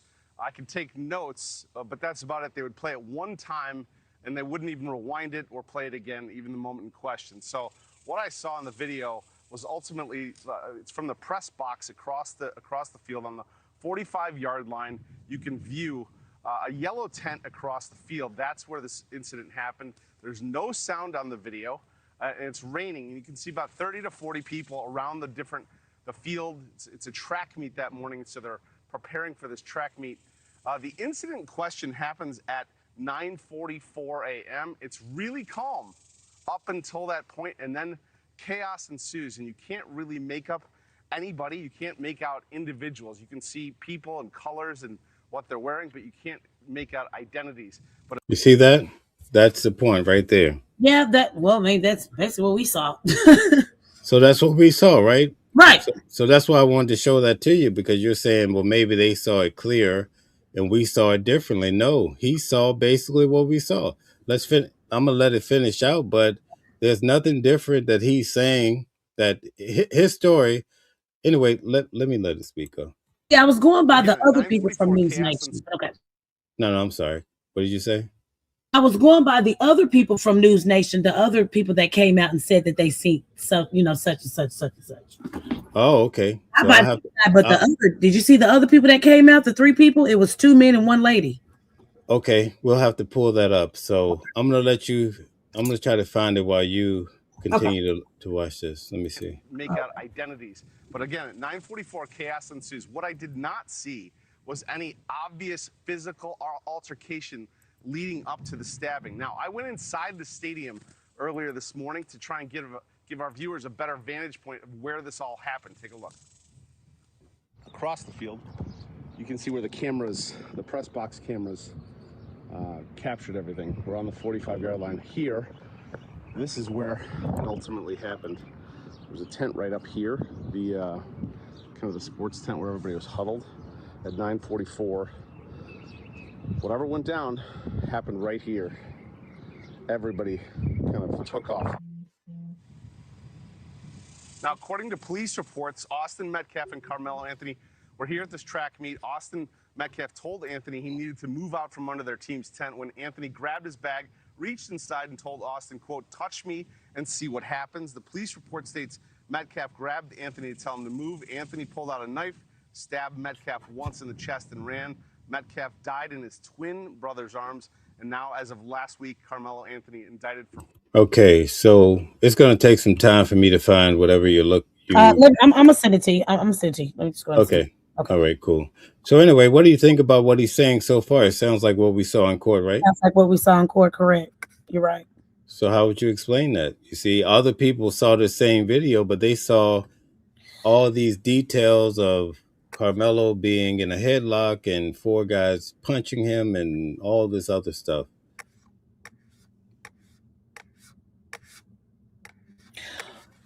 The only thing that I can come up with, and it may sound stupid, my conclusion is 2 different videos from different angles. That's all I can say. It's 2 different videos from 2 different angles. Right, 2 different angles. Okay. That'll be 2 different angles. It's the only thing I can think of. Let me find this. Okay. Excuse me. All right, very good. That's we'll leave it there. All right, so let's see. I want to show you. Yeah. There's no need to go back to the other one. I'll just let it be. Let's take a few of the comments here. We also have another guest here. Let's have her come up. Are you sure you don't want to see this though? I'm just, it's up to you. I have it. Yeah, I want to see it, definitely. Let me send it to you. Yeah, I'm just waiting. When you send it to me, I'll pull it up and show it. Let's have DJ Genesis come to the... All right, DJ, go ahead. Hey, I also put a video. I'm not sure if you guys heard of a person named Tiff Billions or something like that. She apparently went into the Frisco ISD with some glasses called glasses? Meta. Mm-hmm. Meta glasses. And there's some video that's circulating, and I have it in the back. That's the video that he seen already. So is that like the video you guys saw? Is that a whole nother fake video? No, that's not the video. That has nothing to do with court. So I don't know what this is about. It's starting to get a little weird now. I'm not used to this, Right. So there's some made up stuff that people are pretending like they're doing, huh? That's great. Okay. Because it's on, people, big time people are, big content creators, celebrities are actually showing this video as if this is something that's a real thing. See, the bottom line is, right, if there's a separate video that shows him being jumped that's different than what we saw, that's a big problem for the case, right? So that's why everybody's probably having this discussion, which is rightly so. But I mean, wouldn't they know that those were Meta glasses? Like, maybe not. I mean, you just have average people working in their office. They may not understand. Like, even at the courthouse, people were trying to get Meta glasses in, and some of the officers didn't catch it. You know what I mean? So people are just not used to it. It's not a common thing as you would imagine. I have a question. It was kind of going back to what we were talking about, like the students and like their, different testimonies. Is it because that they're students that they can't be held up for perjury for if they did like tell a fib on the stand, or is it that they just couldn't remember it? So Sometimes. Sorry to cut you. Go ahead. Sorry. Go ahead and finish. Yeah, but is it because the time has gone on and maybe they might forget over time, so it couldn't be necessarily a perjury thing? Well, I watch a lot of these cases. In Diddy's trial, the girl said that Diddy had her hanging off the balcony and they kind of caught her out there with her story, and she wasn't held, right, for perjury. So it's all up to the judge and who he wants to really focus on. I think, a lot of that boils down to it. In most cases, they're so focused on the defendant, they're not really trying to go after people. You know what I mean? Unless they ruin a case and it becomes a big deal. But I haven't really seen that. And people lie a lot in court, especially for the Alexander brothers case. There was a lot of lies being told. In the Luigi Mangione case, the officers, their stories were not accurate. Okay, so that's it. And for then that. and another one thing, was the tent on the ground, like, or was it in the middle of the bleachers? Was it more toward the bottom of the bleachers? It started off at the same place. Hold on one second. Let me see if I can give it to you this Because every way. time I see the news, they're showing the tent like One kind of point, crooked on the then bottom of the running bleachers. and walking away. Prosecutors say coaches run. Let me see if I can find it for you. Right there. So you see where the tents are with the L's in the No, middle? I just see the two pictures of Carmelo and Austin. Okay. Wait a minute. You guys don't see? No, we don't see it. Mm-mm. You gotta hit share. Share. Oh, This okay. page. I'm sorry. I'm showing the wrong thing. Sorry. What am I doing here? Let's see. Remove. Okay. Let's see. All right. Here we go. Memorial, and that no one else had a defense attorney. Meanwhile, Okay. Sorry about that. Let's see if I can find it again. Okay. So now do you see the tent in the middle? The one with the L. Yeah, those with the L. The yellow one was right beside it, but there was space in between them because the L's, that's the school Liberty, and then the yellow one is Austin School Memorial. And you see where the blue tarp is? Yeah. The bottom of that blue tarp is where Carmelo was sitting, basically. So that tent was sitting there. Carmelo was sitting where the tarp, the bottom, near the bottom of that tarp. The testimony from quite a couple of the students is that he was not under the tent. He was basically a row behind it. Maybe partially his feet or something was under the tent, but they just said partial. Okay, so that's where the tent started. When Austin was stabbed, he fell backwards all the way down to where you see the tent is now. So it started raining really bad. They moved that tent from where it was, where the tarp was, right beside the tent with the L's. They moved it down over top of him. That's why it's there. Don't you think that would be? Well, I guess they probably needed to work on him, maybe, or. Yeah, that's why they did it. All right. Okay. So I was like, wouldn't that mess up the crime scene? But okay, so he wasn't even under the tent. So why were they even arguing with him about being underneath the tent? Like he was outside the tent. Queen, you still there? That is true because Jalen said they were not underneath that tent. Okay. All right. But I thought I don't know, man. I thought I was tripping, but I did hear Jalen say that. But I was like, okay, I'm not gonna fight it because maybe my ears didn't hear that. Right. So, give me your question again, and then I'll answer you. So the question is that why would they be complaining about him or saying get out of here, out of the tent, if he was never underneath the tent? He's just on the side. Okay, sorry. So I'm going to explain it to you according to the testimony in court, and I'll let Queen chime in if she wants to elaborate. All right. Okay. Now this might not be. Well, let me keep my commentary out of it. I'm just going to stay to the facts of the case. What the kids tried to depict, especially Eddie, I think Eddie tried to explain that they were in the tent and all of a sudden Carmelo says, "You guys are ass." And so that's why in the video, Hunter is saying he hears this guy. He walks up, he's talking to us. He turns around, and then Austin jumps in. That's what Eddie is trying to say. It all kicked off. They were all doing their own thing. Jalen said he was on Instagram swiping. Eddie says that he was down lower in the tent and he came up. So all of them were doing their own little thing. Some of the girls were on their phones and whatever. And then they tried to say that they hear a stranger saying, "You guys are ass." This is what Eddie said. Then other guys came in and they tried to paint it that Karmelo and Austin start going back and forth. Hunter tells you in the video with his mother that once he hears this, he turns around and he's like, he starts on Karmelo, like, "Who are you?" But whatever. But Tion said, and I didn't want to say his name, sorry. His name, I said it already. He says that Hunter and them started on Karmelo first. So how do you interpret that? Does that mean that Karmelo said, "You guys are ass," and then they started on him?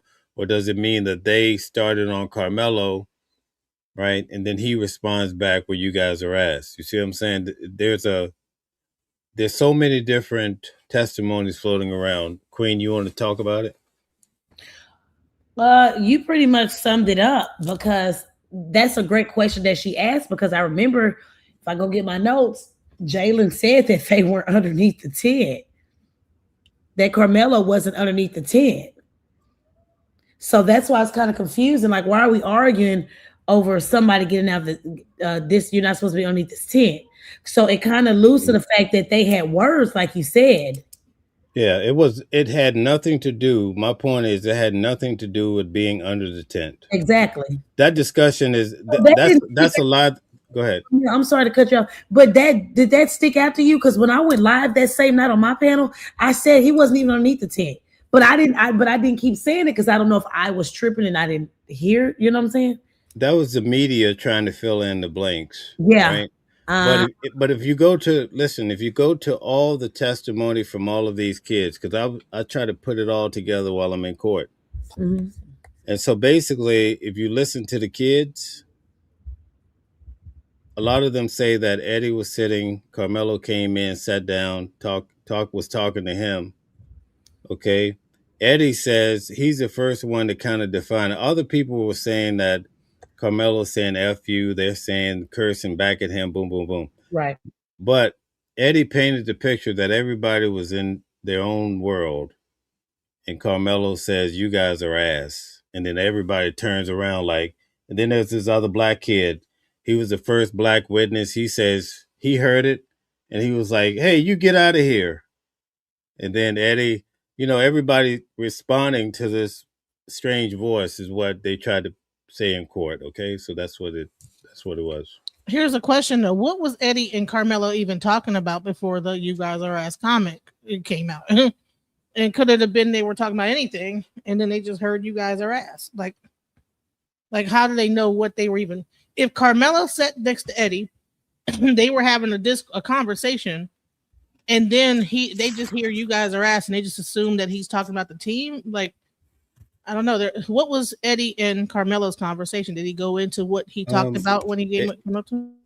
I would have to go through my notes. I had it all together the last time, but one of the students, if I could find it,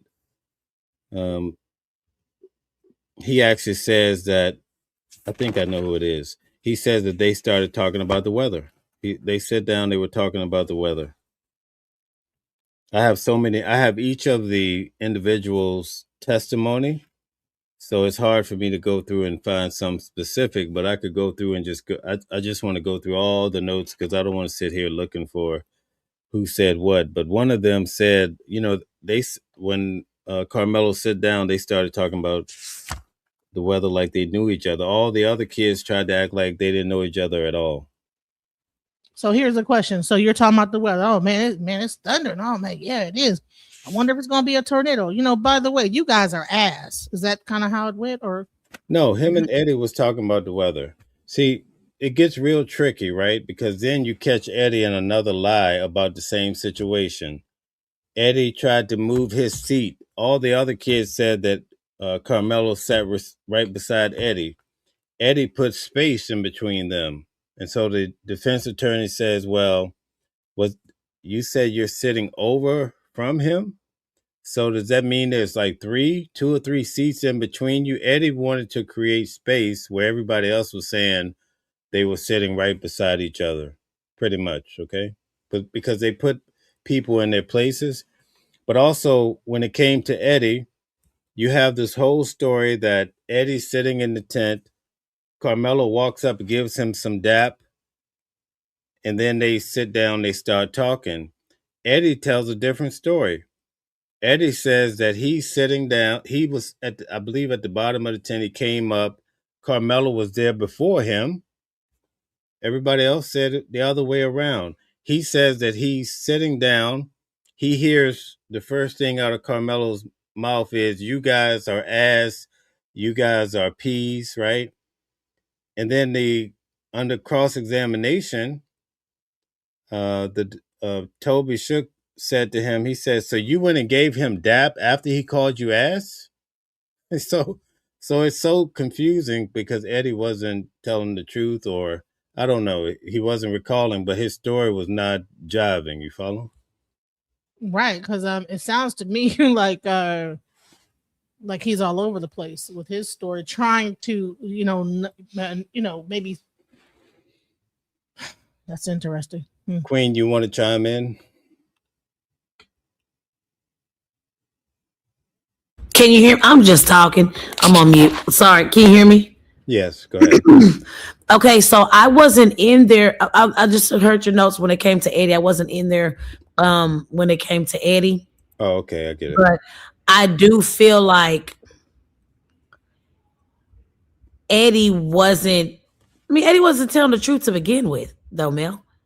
Right. Because on the notes that you and another person took, he was trying to basically disassociate himself from him. And then that's when the defense had to come out and show pictures, and you say you don't know this person. Then we find out that Eddie is Karmelo's girlfriend's cousin. Did you know that? Yes, that's according to testimony. According to testimony, yeah. So to me, it's all over the place. But I like to chime in on what she said, because that makes me know that, okay, I did hear what I heard with Jalen's testimony. They said they weren't even underneath the tent. So how come the defense didn't object? That's the question, Mel, that I don't, for the life of me, understand. Okay, that's a good question. There's a lot of reasons they should have objected, but they didn't. Right. So that's why it's like I'm in limbo when it comes to this. Like, does he have? I'm sick and tired of people telling me, yeah, you can go for appeal, but he may not get it. I'm tired of that. Will he get the appeal? But what can the defense object? Huh? What could the defense have objected unless the prosecution had did something in its questioning that was objectable? No, objecting. The defense can't object to his story. They have to object to what the lawyer, right? No, I'm not saying object to Eddie. I'm saying objecting to the different conflicting stories. So like we have, I don't want to say the names. He doesn't like me to say names on here, but it was two other people that clearly lied. I wasn't there for the 80 ones. I was just there for the other two first witnesses that clearly lied. You had one witness say this, one witness say that. Well, which one is it? You have one witness, excuse me, that was, I think, before Eddie, saying that he was staring out into space and had his hand in his backpack. And basically, it's like they were trying to implement that it was premeditated. So I feel like why didn't they object to that when the other kid said something and then contradicted himself 10, 15 minutes later? Why they didn't object to that? First you say, I got to get my notes. I'm just winging it. First you say that Hunter was aggressive. Excuse me. Then first you say Hunter wasn't aggressive. Then you turn around and say Hunter was aggressive. He was going back and forth with Karmelo. So it's like they say one thing, then they contradict themselves 10, 15 minutes later. We didn't get an objection out of that. I have a question though. Can the lawyer object to what people's testimony is, or can they only object to if the prosecution is maybe leading a witness or asking certain questions that seem leading. They were definitely leading the witness. Can the attorney, like, say they have, what would that objection sound like? Objection, these two stories don't collide, or like, is that a real objection? Is that something that can happen in court? Like, these two stories aren't jiving, I object. I don't even think that's yes, that's what I want to know. That don't typically that doesn't happen because the defense attorney wants you to see that, so they're not going to object to that. They want you to see, like when Eddie was doing that, it really made the defense attorney's day because it showed that he wasn't being truthful. But sometimes you'll have a person and you'll ask him a question. Sometimes the judge will chime in and say, hey, listen, I think the judge did it once in this case. Hey, listen, you got to answer yes or no. You can't be doing all this talking, basically, right? But sometimes the person they may ask him, is the sky blue? And the guy might say, yeah, the sky is blue. And I remember years ago, the planes, and then the defense would say objection because they're going way out there. They may be saying something more about feelings that they shouldn't be. You follow? They're giving too much information. I think that's what she meant. She probably said it wrong, but I think that's what she meant far as like leading the witness. That's what I'm getting from what she's saying. Like, not, of course, you don't want to object because you want to show that they're liars. But I'm saying, far as like leading the witness, what I want to pinpoint, Mel, is that I felt like when they would object, the judge wouldn't give it to them, but he would definitely help the prosecutor tell what he was objecting about. Yeah, but that makes sense because technically the prosecution and the judge, I mean, in most of these cases, they have offices very close to each other. I mean, it's, right. Yeah. It's like a home team advantage if you really want to think. Nobody really wants to go there, but you see it a lot, right? Yeah. Here's another question I was going to ask. Okay? So Eddie supposedly pulled out a phone and pretended to record. When did he do this? Was it before he dapped him up and he said, you guys are ass? After he said y'all are ass and they began to fight? Like, when did Eddie pull this imaginary phone out that he was fake recording with? According to Eddie's testimony, so let me just walk you through the whole event so you can get it. All right. Eddie says that everybody's pretty much in the tent minding their own business, and Karmelo, just out of the blue, says, you guys are ass, you guys are a woman's vagina, the P word, okay? Something like that.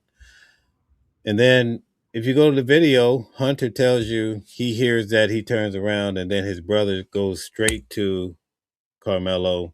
We hear that he does the lineman's whatever. But according to Eddie, the minute they start arguing, he pulls out his cell phone and he says he started to pretend to record. And so the defense attorney says, you started to pretend to record? Why would you do that? He says, oh, I don't know the word he used. It's in my notes, but he says, oh, I was just being silly. And so the defense attorney says, in this day and time, people like to record this type of activity so they can put it online. So why would you, fake that you're recording these two guys that are about to go at it? The defense attorney also said, listen, we already showed that you guys were good friends. We put like 7 or 8 pictures on the screen to show that you were playing video games together.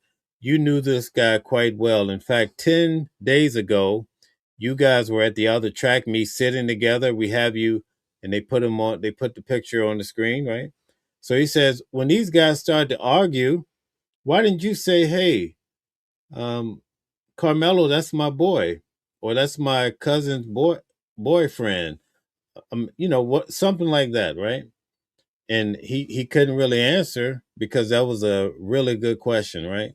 He says, you could have diffused the whole situation between these two guys just by saying you knew Karmelo, but instead you want to pretend like you're recording. He said, did you know there's 2 people that saw you? And he mentioned their 2 names. I wrote down the names that saw you recording. And he was like, no, I didn't know that. So you see how this is a tricky case, right? But you won't hear that on the mainstream media. They want you to think that, nobody was arguing. Karmelo's the devil. and they don't want to talk about any of these other testimonies in court. So that's why I'm having this show, and I'm going to keep on doing it until I get all these notes out, because I think it's important for the future for some reason. Was there did you guys didn't get any notes from the trial to like know what could be submitted into evidence? Do you know anything that was struck or anything, like certain videos that maybe people had on their phones, like the students might have had, that was not allowed into evidence at all? No, we don't know anything about that. We kind of got the idea because the defense attorney really did a good job with Eddie. And he said, listen, so you pretended to record this event. The police officer that also testified, he went through your phone, right? Yeah, he went through your phone. He went through your phone right in front of you.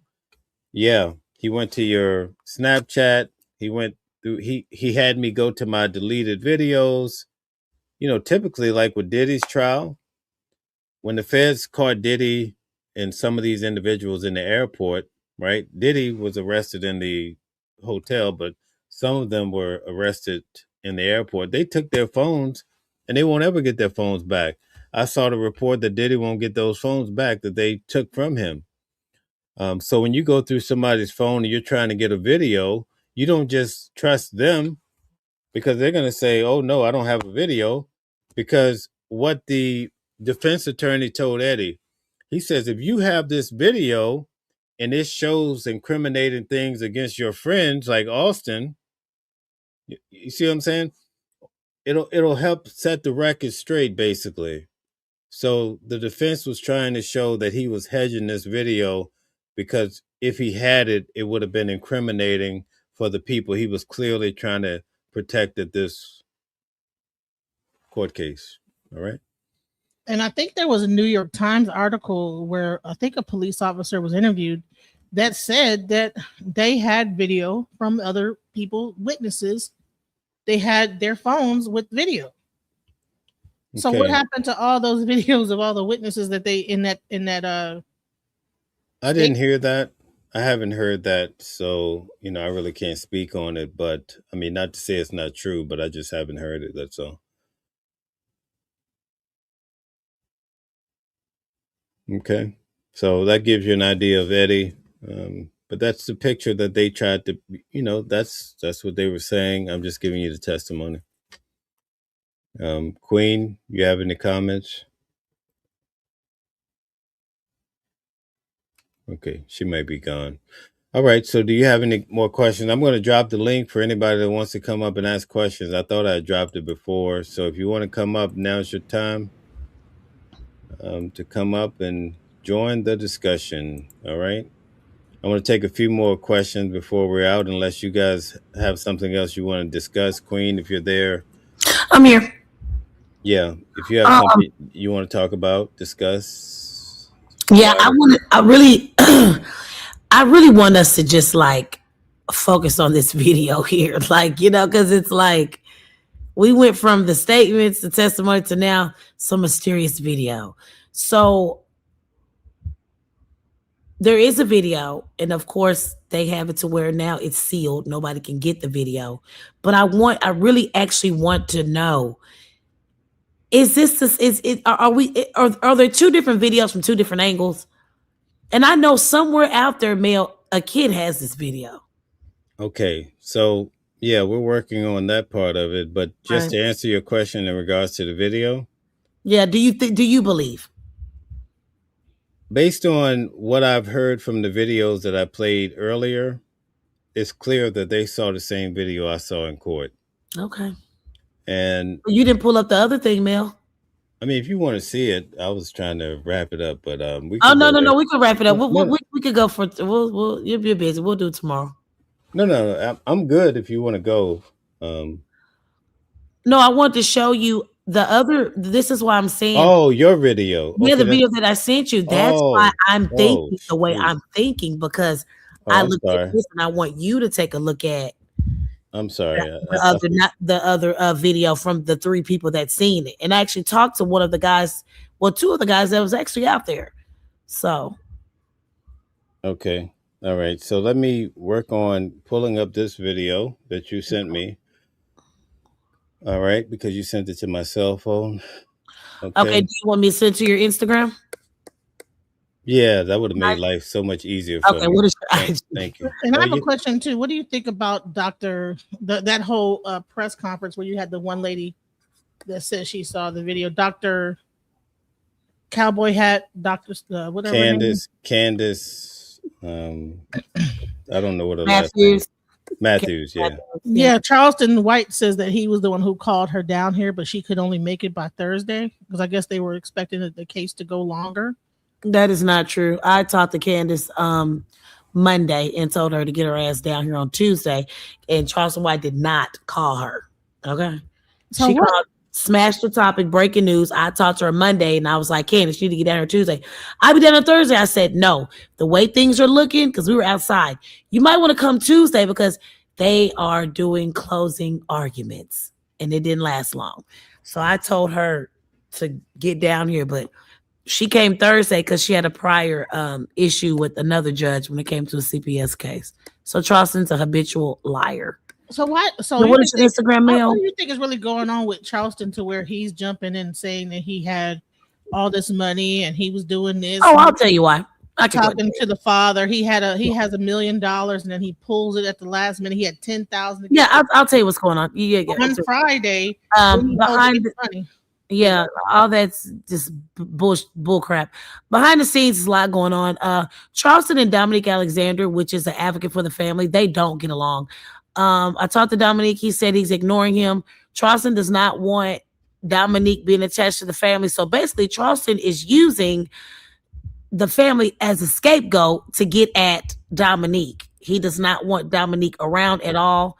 It's just some beef they've been having for years. So he's basically using the family as a scapegoat to play around to get back at Dominique. Basically trying to make the family choose. Wow. And where's your Instagram mail?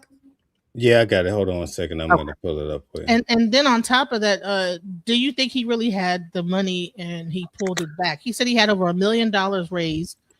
And then if that's the case, those people really wanted to help that family. Why wouldn't they still reach out and give the money and to help Karmelo, even though Charleston might have pulled out or is not the person handling the money? And like, what do you think is happening? I really don't want to get into all the theatrics because he gets no airtime when it comes to me because I don't like him and he know that. He's just playing around. I don't think he has money. I'm not gonna lie, he got people to support him, but I don't think it was nothing close to $1 million. He gets no play at all. He's clout chasing. Yeah, because you saw the whole interview he did on the other channel today, and it was like, I didn't see it. I don't care to see that fool. I lived out here. We've been dealing with Charleston for years. He said worse. Saw the controversial. There it goes. That was the video I was talking about where she broke that down. Okay. So you guys let me know when you're ready and we'll check it out. All right, cool. Video of Austin Metcalf and Karmelo Anthony, and they're going to speak. Can you turn it up, Mel? Exactly what they saw. No, that's the max. Introduce their public information request, and I think that you're not going to be surprised by what they saw, but we want to make sure that we get this information out to the public.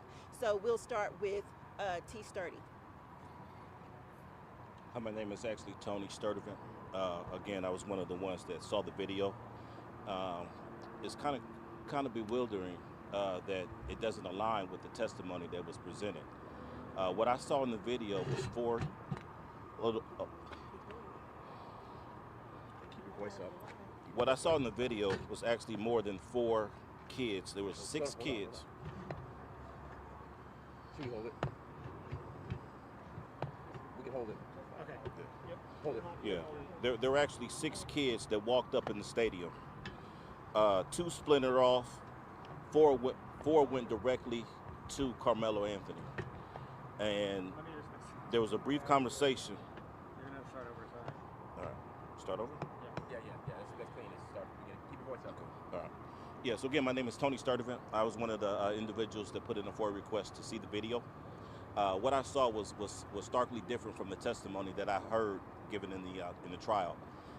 There were 6 kids that walked up, 2 splintered off. I guess that part of was introduced in the trial where they went to deflect the coach. The other four walked directly to Karmelo Anthony. There was a brief conversation, I say maybe 20, 30 seconds. And from Does the there, video have a scuffle closed ensued. caption? It didn't last long. Karmelo backed out the back of the canopy. He looked one way, looked to the left, and flew down those bleachers. Now, this is the video that was presented to us. This is the questions that I have, though. Why wasn't that video presented in court? And is it the true video? Because, again, it's starkly different from the testimony given in the trial. Karmelo Anthony flew down those bleachers, fell at the bottom of the bleachers, got up, took off. It was maybe 2 or 3 kids that you can see kind of give chase, but Karmelo was gone, so they weren't even going to put a finger on him and touch him. Again, there was a scuffle that ensued at the top of the bleachers, and Karmelo got it there. But I don't know why that was not brought up in court. I don't know why that was shown. I don't know if the ISD gave us a bogus ass video. I don't know, but that's what I saw.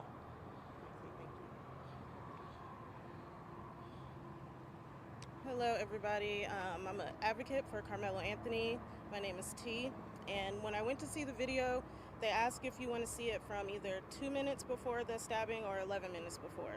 So I chose 11 minutes. From the moment she pressed play, Karmelo Anthony was already sitting up underneath that canopy. And he was sitting there for at least 8 to 9.5 minutes. You see, well, I saw a boy in a black hoodie go over to him first, and then they left out of the tent. And then you see coming across the field was another 6 boys. When they got to the bleachers, one, he went out of frame, and the other one sat at the bottom. But the remaining 4, they went directly to Karmelo Anthony. And like T said before, it was a brief conversation, and then all you see is commotion. And we know from the interviews that Hunter did, we know that Hunter was, in fact, up underneath that tent. The next thing you see, you can see Karmelo, in the midst of them assaulting him, you can see Karmelo trying to back out, but he gets pulled back forward. Pause. The next thing you see is Karmelo, he comes shooting out the back, but he's... See that? Mel? Yeah. Did you see how Karmelo get pulled back in and pushed back out type of thing? That's what I'm saying, Mel. No, none of that happened. But this is the same testimony that hold guy. on, one at a time, please. All right, go ahead. Okay. All right. So I get what she's saying. It actually jibes together what she's saying, but when she loops back again, that's when we kind of lose each other. So let me break it down. Well, can I listen to her completely and then Yes, sorry. And then I'll go back and break it down. But it's a 5-second reaction. The fight starts, and I've gone over this many times tonight, but it starts at 10 minutes and 48 seconds. And then at 10 o'clock and 48 seconds, the fight starts. 10 o'clock and 53 seconds, 5 seconds later, Karmelo, it says the suspect ran. So it was only 5 seconds. That's why in the video, you see Austin go at him really fast. He gets struck and he comes back. That's it. 5 seconds. There's no pulling back. And then you see Karmelo. He's booking it. He goes out, up. He drops his knife. They later explain that. He comes down the bleacher. He falls, and then they're behind him trying to get to him. And he's out of there. So there's no time to pull him back. Man, this is frustrating. Jesus. All right, let's just watch this thing, man. Still not standing. And he I mean, Queen, you saw the video. Did you see him get pulled back? No, that's why I said it depends on the part that they showed us, Mel. But listen, they're describing the same event. It doesn't matter if we get here we get, okay? We see the frame from across the stadium, okay? But let's say somebody under the tent has a cell phone. All of these activities what you see from across the stadium should jive with whatever's on Eddie's phone if he had one going. It's not like we're seeing two different times. So if it happens in 5 seconds, how are you going to get all of this, him being pulled back? He's running. It's on record. We saw it in court. In 5 seconds, he's running. There's no time for somebody to say, get back here, boy, and pull him back. You see what I'm saying? I have a question. So is there only one video camera in that whole stadium? Why did they only have one perspective? No, there wasn't one perspective. Every day we've gone over this. There's more than one. So yeah, there's multiple. They only showed us the two cameras from across the way. One was west, the other one was east, and that's it. And when you talk to the guy, actually, if we go back to this video of News Nation, he actually shows you where the cameras are. They're actually seeing the same camera. He explains it in the video. And actually, last night when I talked to the guys, their view is the same view from way across the stadium. So they're not seeing a different angle. They're seeing the same angle. And it seems like our stories start to jibe once Karmelo comes down the stadium. And he falls. Then everything they say starts to jibe with what we see in the video. The only thing that's not adding up between what we're saying and what we saw in court and other people are saying, like the lady, is all around what happens to Karmelo under the tent. Okay, so right. I mean, he supposedly wasn't even underneath the tent, so that's interesting. So can let me finish her out, and then I'll go back and I'll show you, because we can. What I did was I went and linked up Austin's video where he's talking with his mother. Okay, and I linked that to what we saw in court and to my notes. Here's the other thing that's so important to keep in mind. The witness testimony in court, the prosecution and the defense all jive with the video we saw in court. Right? When they asked the defense, was Karmelo jumped? The guy says no. So it's so complicated. I've never experienced something where you get such a strange event of people saying they saw all of this stuff and then they show us a different thing. Like it might be some sort of plot, but it's hard to fathom. Like, why would they do that? You see what I'm saying? I'm not saying it couldn't happen. Weird things happen every day. Sometimes people try to deceive you. But what I'm saying is I felt like they were going to try to send him down the creek either way, if he had a video or not. So why try to confuse? I don't know. This is so confusing. And you know what? There was a guy that came out earlier in the case that they said that he was a pedophile and this, that, the other, that his story sounds just like theirs. Yeah, I spoke to him. Yeah. So that's what I'm saying. They're not lying. They don't even know each other. But y'all believe what y'all want to believe. I'm going with what she said. So shit, it is like even if that guy was a pedophile, he says he saw it doesn't matter. It was a whole like thing with that lady Sarah that says, well, he's a pedophile, and then it showed his record, so it discounted him as an actual validated person that might have seen the thing. But she even said that he saw the video because he got a FOIA request and was able to see the video. That's what's a known thing. So if he got a FOIA request, she got a FOIA, and they all saw the same thing. I mean, did they get together, have dinner, and then said 1, 2, 3, break, and then all three have the same story? No, I think video? Here's what I would say. In order for this to work out, they showed two separate videos. They showed us one in court, and they also showed that video to the guy at News Nation, to the first lady in the video I showed. If you guys want me to show it, I could show it.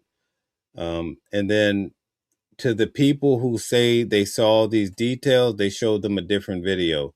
Because the reason why I structured my argument that way, these individuals say they saw the video at the same place. It wasn't like they saw it 6 months later. They all signed up for this list and they went to see the video. They came out and they described the same thing we saw in court. It's blurred. You heard that, right, Queen? Yeah, I heard it was blurred, but the one guy said that you could see the raindrops at least, like in the camera. I could see the raindrops in the video I saw too. Okay. So they all saw the same video, but all got different things out of it. So my argument would be that they are the only way this works is that they're deliberately showing other people a false narrative, but then you'd have to explain it, and it gets very complicated to try to figure that out. See what I'm saying? Queen, are you there? I think she got a phone call. I think I heard her phone ring. Oh, okay. So that's the only way it seems to work. That they're actually seeing a different video, not the video we saw in court. That's my only argument. It would make sense that there would be more than 2 video cameras. I mean, I know it's a track and field, and when you look at a track and field, it's usually in like open field. There's no real cameras everywhere, but it is next to a junior high school, which is going to probably have cameras attached to it. I'm not sure how they have football games usually at those track and fields, and so they record those. There's cameras, so I would think there would be a camera on the track and field behind the tent side, and then we saw where the cameras were. You probably weren't here when we went through all of that, but I'm going to show this particular video. I'm going to finish playing it and see what else she says because I haven't seen this yet. He had to kind of crab crawl backwards, and he had to jerk away from them because they still had a hold of his hoodie. He goes up a couple bleachers and he's looking around for which way to go. He runs diagonally down the bleachers and then he falls. At the time of him falling, that's when I noticed another 3 boys coming down the bleachers chasing after him. But once Karmelo got up, he took off. You didn't see him for the rest of the video. At no point in that video do you see Hunter holding his brother. At no point in that video do you see those boys ever going back to the tent and sitting down. That was all a lie. And I also have questions. I don't know how the defense did not play that video, because when you see that video, it was self-defense. Karmelo was only 5'8", 100. Okay, so it's a matter of where I stopped the video, so that's my fault. Okay, so it's possible they could, after he stabbed Karmelo, they could have reached out and grabbed him. That makes sense. So it was a matter of where I stopped the video. So maybe for that part, it makes sense. Because by the time they try to grab him, she's saying maybe because, right, we're in court and we're sitting so far away, but although there's a monitor above, we just see motion going back and forth. But maybe because she's in a different setting and she's watching it, she's right up on the TV. Maybe she see them grab the hoodie. So I could see that. So let me go back and try to see what she said again. Let's see if we can make it all fit together. I mean, the first guy, his story jibes. I mean, he didn't say anything absurd. So let's see what she says. I chose 11 minutes. From the moment she pressed play, Karmelo Anthony was already sitting up underneath that canopy. Now, she says he's already sitting. In court, they clearly say he arrived after, 2 minutes after. But if you think about it, that could be a discrepancy because it could be her interpretation of if that's Karmelo Anthony or not. We don't know because we don't know who she's identifying as him, right? So I could see that. It doesn't match what we saw in court, but I could see her maybe coming to that conclusion because everybody that has seen this video at this location has walked away with a different interpretation of what they saw. So I'll give that that could work. Let's see. And he was sitting there for at least 8 to 9.5 minutes. You see, so we didn't see that in court, but that could be interpretation. I saw a boy in a black hoodie go over to him first. Okay, so the boy in the black hoodie that's going over to him first, she's seeing Austin. Okay, so we're consistent to what we saw in court. She's just off about Karmelo, so this is jiving. It could be. And then they left out of the tent. So she doesn't say she see Austin come back, but after Austin comes back, we see Karmelo go out of the tent. So we're together. It's the same thing. And then you see coming across the field was another. See, this is where she gets me off here. So you see him cross the field. It's okay. She's talking about her reference point. And then they left out of the tent, and then you see coming across the field was another 6 boys. Another 6 boys. Okay, so let's see where she's going with these 6 boys. Because I presume that this is after Karmelo is struck. He falls back. She says Karmelo leaves the tent. Now she's talking about 6 boys. When they got to the bleachers, one, he went out of frame, and the other one sat at the bottom. But the remaining 4, they went directly to Karmelo Anthony, and like T said before. So wait a minute. So now, how do we get these 6? This is where it gets to be confusing because in our video, Queen, are you there? Okay, no. All right. So in our video, was that Queen or was that you, Genesis? Oh, that was me. Sorry. Okay. All right. So in our video, Karmelo runs up, and that's where they say he dropped the knife. He runs down, he falls at the bottom, and then he takes off to the right, and you could see about 3 boys following him. One of them stop and go back. Okay. So that's what happens. So now she's saying, she starts talking about these 6 boys.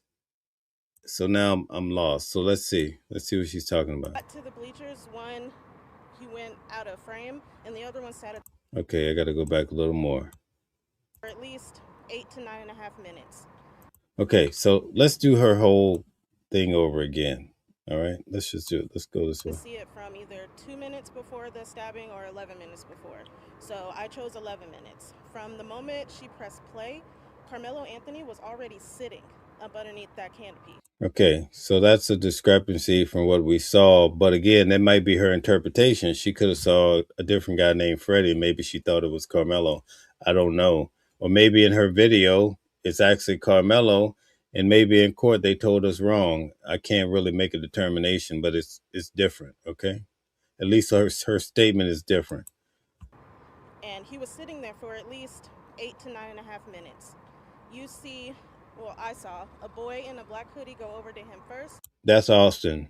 Austin goes over to him first, but in the video we saw it's so blurred, you know, you're trusting also the prosecution and what they're saying because he runs back too. Okay, so he, in 5 seconds, he runs to Karmelo and then he bounces back and then Karmelo is dipping out. He runs up and then he runs down. Okay, so let's see what she's saying. And then they left out of the tent, and then you. Okay, so she says they left out of the tent. I take it that she's talking about Karmelo because he dipped first and they were on his behind. See coming across the field was another 6 boys. When they got to the bleachers. So is she saying coming across the, yes, so now she's saying she's seeing 6 boys coming across the field, right? Sounds like that's what she's saying. And then they left out of the tent, and then you see coming across the field was another 6 boys. When they got to the bleachers, one, he went out of frame, and the other one sat at the bottom. But the remaining 4, they went directly to Karmelo Anthony, and like T said before, it was a brief conversation, and then all you. No, at this point, Karmelo is long gone. He's dipped already. The altercation has already happened. This is so confusing. I mean, you see is commotion, and we know from the interviews that Hunter did, we know that Hunter was in fact up underneath that tent. The next thing you see, you can see Karmelo in the midst of them assaulting him. You can see Karmelo trying to back out, but he gets pulled back forward. The next thing you see is Karmelo, he comes shooting out the back, but he's still not standing. And he had to like kind of crab crawl backwards, and he had to like jerk away from them because they still had a hold of his hoodie. He goes up a couple bleachers and he's looking around for which way to go. He runs diagonally down the bleachers and then he falls. At the time of him falling, that's when I noticed another 3 boys coming down the bleachers chasing after him.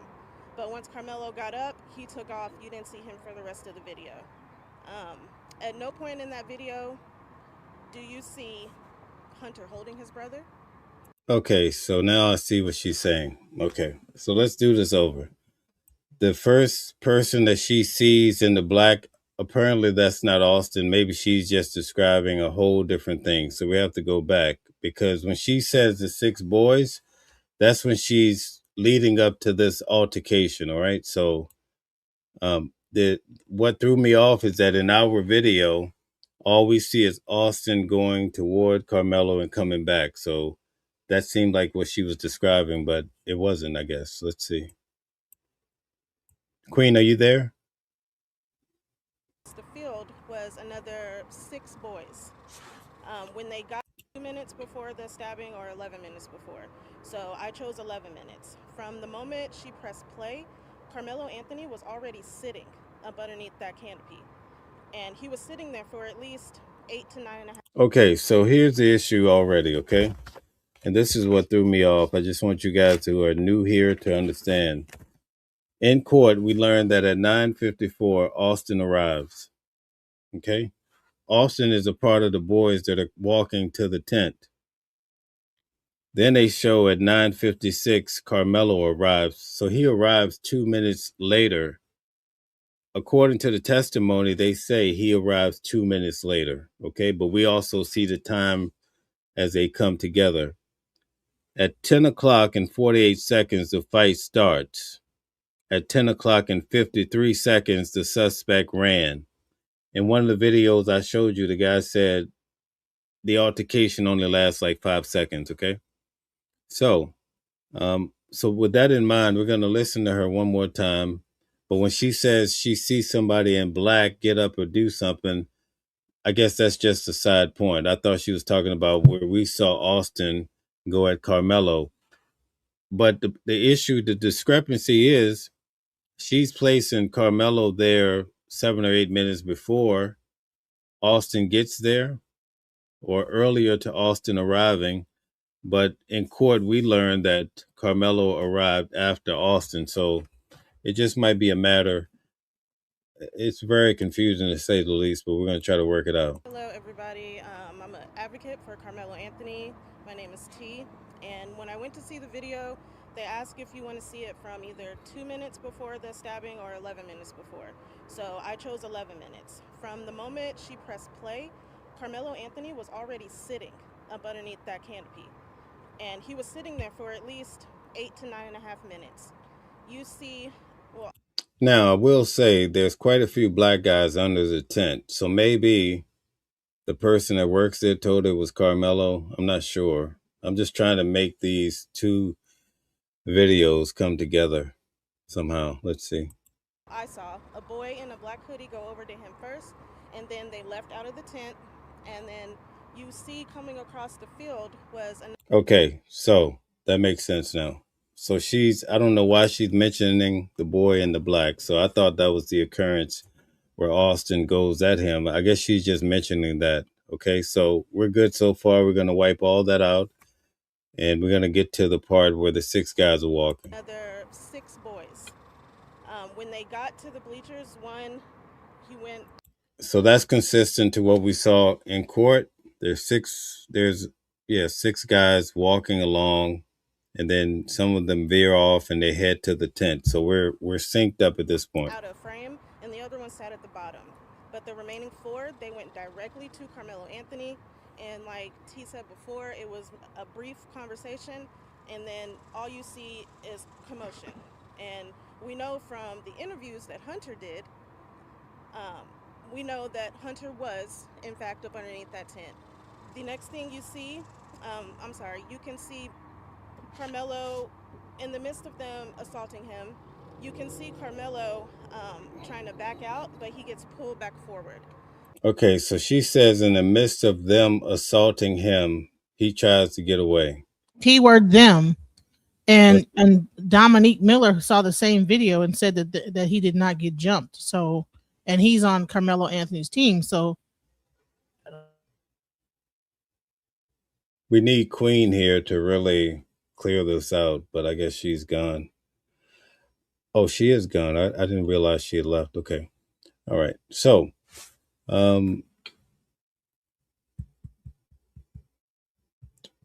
she says he's being jumped, right? Let's see. That Hunter was, in fact, up underneath that tent. The next thing you see, I'm sorry, you can see Karmelo in the midst of them assaulting him. You can see Karmelo trying to back out, but he gets pulled back forward. The next thing you see is Karmelo, he comes shooting out the back, but he's still not standing. And He's still not standing, right? Right. I guess he's crawling backwards, or was he crawling forward? Or, but here's the thing: in the midst of them. But if you look at, here's the thing: they all saw a similar video at the ISD, right? So even they're not even syncing up. So because Dominique said that he didn't see them get jumped. I can show you that video right now. But to me, it seems like it's more interpretation with her. Pretty much. So far, there's, if you really, at first when she talks about the guy in the black, because I saw Austin in my video go at Karmelo, it kind of appears that would have been Austin at that moment. But then you start to realize she's just talking about, number one, she's pointing out Karmelo as being a guy that's sitting there. But again, there's more than one black guy there. So it could just be a matter of misidentification. You see what I'm saying? I'm just trying to see if we can make it work, right? And if you look in the back, check this one out, and he's talking about what he saw, and I think it's a thing where he said that he was not. Yeah, there's a lot of them, but what I'm starting to see now, if we go through them, it's possible that it's interpretation. It's not like it may be the same video, it may be clearer, but now I'm starting to see. Hold on, let's see. Karmelo, in the midst of them assaulting him, you can see Karmelo trying to back out, but he. See, that may be that Hunter was in fact up underneath that tent. Yeah, Hunter was under the tent. Everything. I mean, that makes sense. So I want to get to the 6 guys walking. One, he went out of frame, and the other one sat at the bottom. Okay, all makes sense. So this is where the video picks up from the angle of Austin and his brothers and the other counterparts. They're walking to the tent. So we're together. Everything she said so far, we wouldn't have seen really or focused on in court, because in court they were really just trying to focus on the incident that happened, especially with the timing of Austin and Karmelo. So we're synced up at this point. But the remaining 4, they went directly to Karmelo Anthony, and like T said before, it was a brief conversation, and then all you see is commotion. And we know from the interviews that Hunter. Okay, so she says all you see is commotion. I could interpret that that's the moment when Austin jumps up and he does what he does to Karmelo.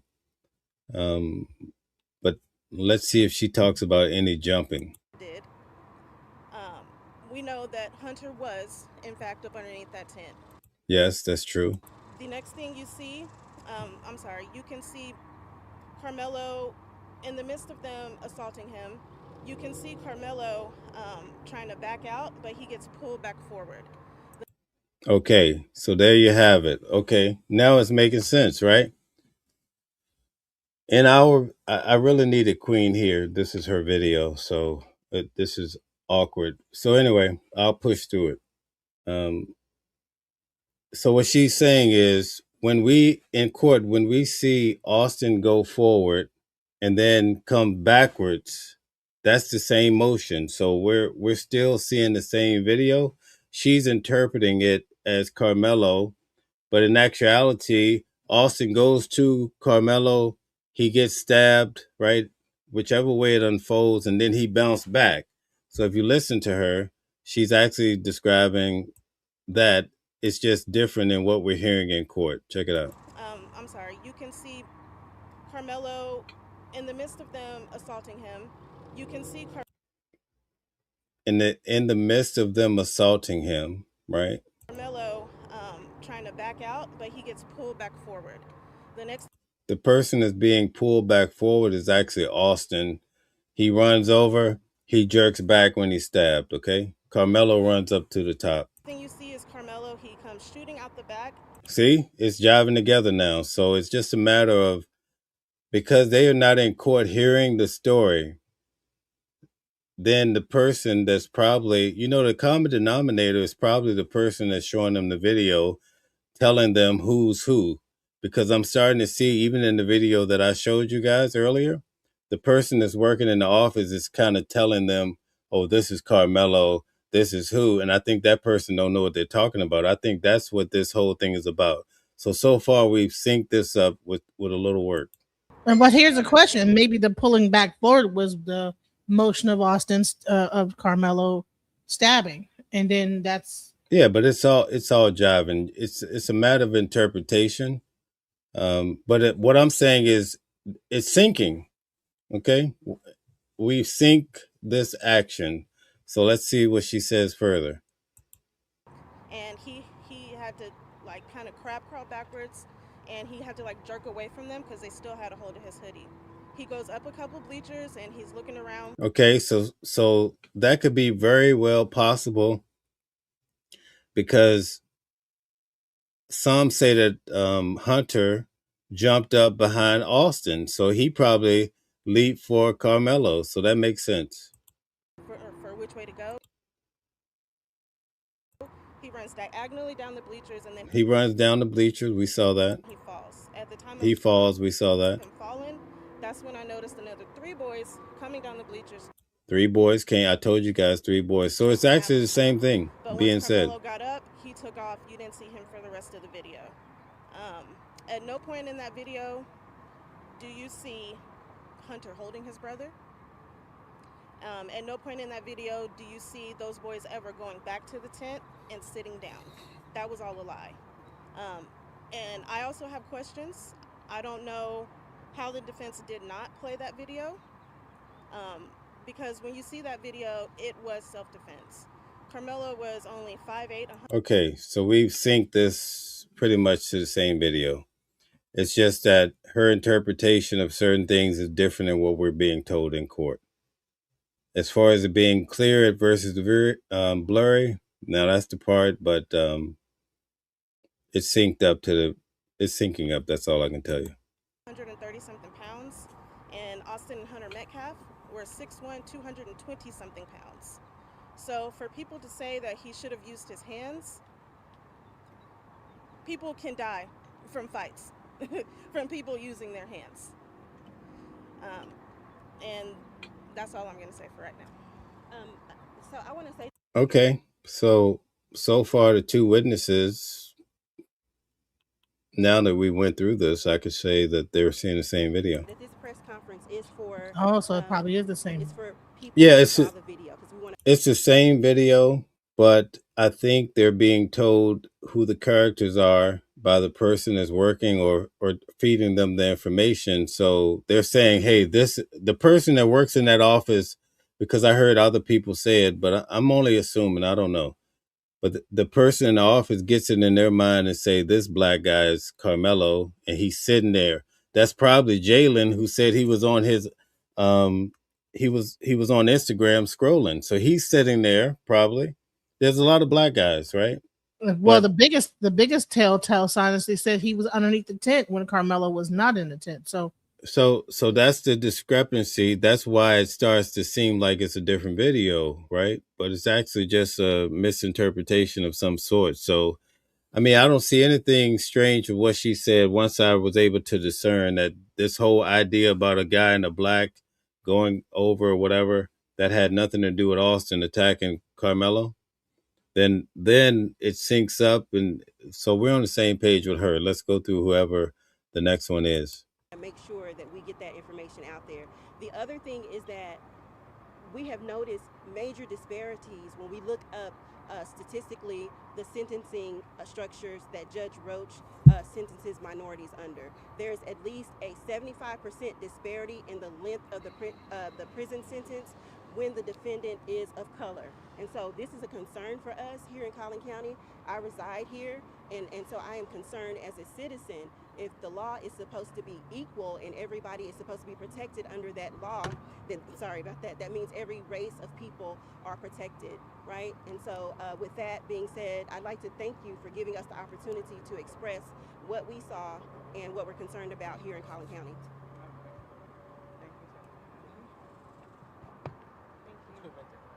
Okay, sorry, are you good right there? I'm Christopher King. I actually was a licensed attorney in Collin County several years ago, working with the city of Frisco on a certain project.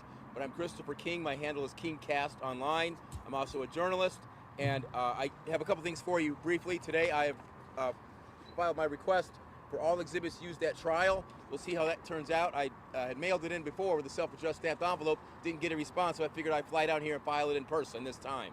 So as to this trial, what I see as an attorney, I saw what I believe to be malpractice. And I don't know why it happened, but I will tell you a couple of quick reference points. Number one, he allowed those students young people, not professional people, to testify as to ultimate issues of fact, such as, was it murder or not? Yes.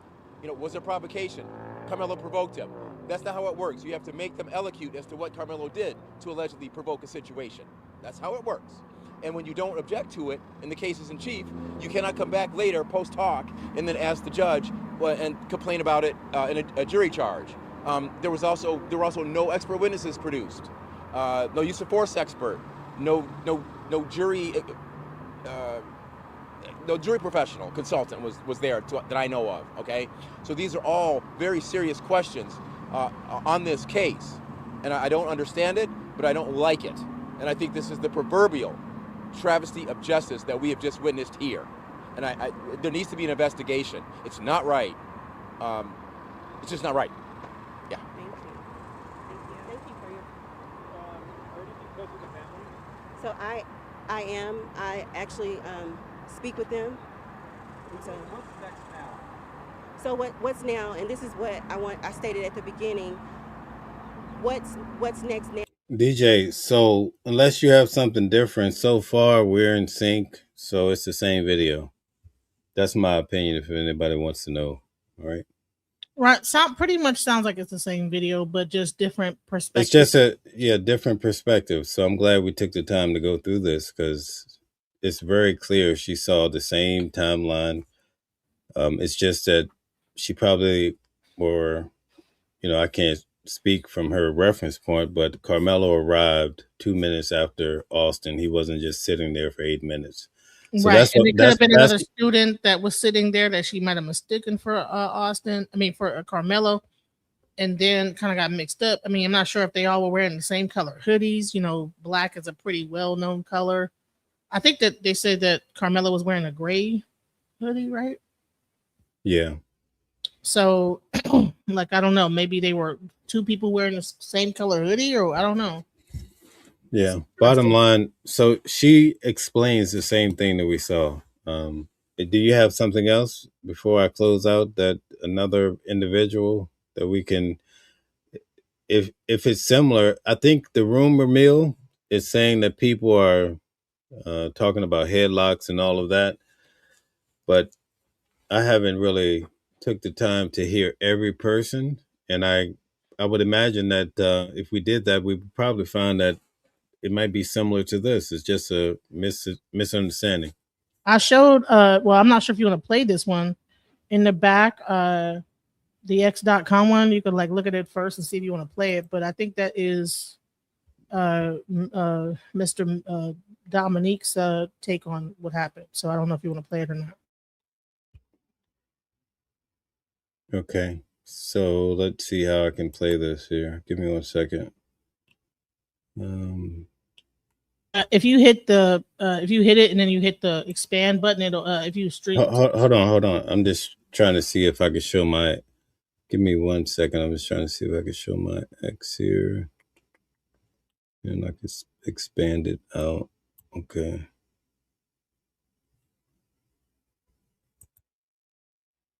Okay. Very good. All right. Let's close that out. All right. Let's see.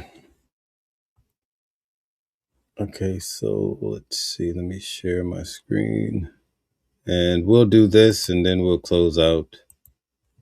I don't think she's coming back, so let's see.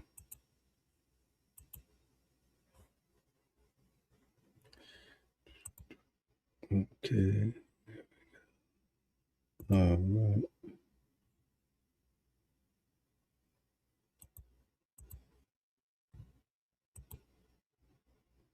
Okay, so hold on 1 second here.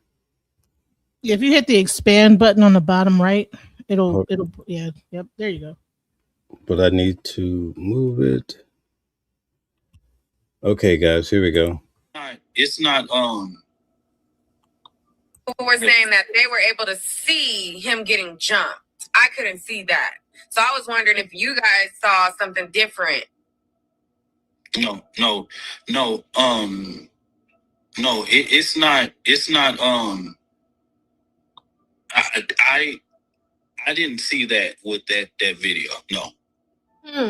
I didn't see him. I didn't see him getting jumped. Oh, you know what I mean? Like I saw movement over there. I saw that there was multiple people around him, but I didn't see he was getting, you know what I mean, like the altercation. No. Okay. So there you have that. All right. Right. So I think that, he's the spokesperson for the family. So if anybody is going to, if that's the narrative, wouldn't he be the one that would say, yeah, he was being jumped, right? Yeah. He said he's not being jumped. All right. So thank you for adding that into the pot. But based on everything I was shown tonight that she provided, it seems to be the same video. It's just the interpretation of it. So based on, I would have to see the videos of the individual saying that he was in a headlock and all that. Yeah, that was the one dude from Twitter when the case first started. Did you see that video? No. So I'll try to do some research. You can send it to me, but for the most part, I think that's it for tonight. Hey, listen, the lady that came up, I think it makes sense. The story is actually jiving. It's just a matter of people, places, and things. Just a little confusion. Pretty much. I think that, it's almost like the game of, telephone. Different people are going to see it different ways and they're going to describe it different ways. But at the end of the day, the sad part is that, he still is convicted and we have to deal with it from that standpoint because it doesn't matter what it says. He got convicted for that. So I have yet to see the bruises. So I guess that could require some research. Well, no, that was the picture. When you see the picture of him when he was there's two different pictures. There's one picture where they kind of like doctored it and it looks like he's just straight faced. But then there's one that looks like he's sad and it has like I think a blue background, like the jail picture. Underneath his eye is a little bit swollen, but then they replaced that picture with a different picture with like a brick background, a white brick background that said that, and then mainly showed that picture. But what it was a doctored up photo from that original picture. So, so you've been showing the picture of where they say he was like kind of like beat up a little bit. So yeah, I haven't seen it, so it will require some research or something because I don't. You've been showing it the whole time. Here today? Yeah, you've been showing it. It's the one where he's looking sad, and I think he has a green or blue background. First degree murder. Hold on one second. Let's see. So, Rich, how might this affect court? Well, it's a good question. Hold on one second here. It's been a long day. Let's see if I could find it again. See, that's the one right there. That's the picture right there. That picture right there is the one that they say he looks like he had gotten punched in the eye or something like that, or bruised up. And you can see like a little scut like underneath his eye, But then they showed a different picture with a white background with brick in it, and it looks like he's just straight face. So this is the picture right here? Yeah. So it looks like he had got maybe punched in the eye or whatever or something like that. So I think that's what they were saying he was, it showed some evidence of like roughhousing. Yeah. The one eye looks kind of well, if somebody picked you up with the lineman press, you'd probably have a black eye too or something. You never know, right? Pretty much, yeah. And I think also if you look at his hair right here, it's missing hair. So I don't know if like they. Well, I don't know about all that, but anyway. If you look at the other picture, that hair is filled in. So it's a whole thing that people are talking. Okay, all right, very good. So I guess that's going to be it for tonight, folks. Thank you guys for tuning in. But it looks like so far we have the same video. Now, I haven't heard all of these individuals, but it's looking promising that at least for the individuals tonight, it all made sense. I'm glad we took the time to go through it. Okay. Well, thank you for having me.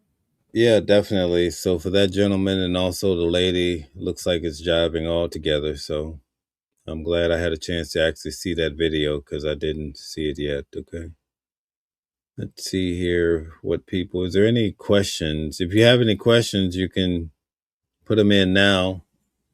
But as you guys can see, I wanted to go through the process with you so you can see we just trying to figure out what's happening here. We saw that these videos actually jive together. I mean, obviously, people are going to have their own interpretation and people are going to say, oh, it's not the same video. But at least so far, based on the video presented tonight, once we understand where she was at in the video, then it makes sense. So, but at first, because they're seeing, what I'm starting to realize is they're seeing more of the video than we saw in court, and they're probably starting from different points. So that causes, like Queen 88 says, it causes some confusion there too. So, all right. Thank you, Ground and Sky. Thank you very much. Thank you. Before here, I got the video right here. If you want to see it, it's right there. There it is. That's the one that said that he saw it too. And it's going to sound exactly the same. Watch. You have a video where? It's in the back private chat. I just put it in there.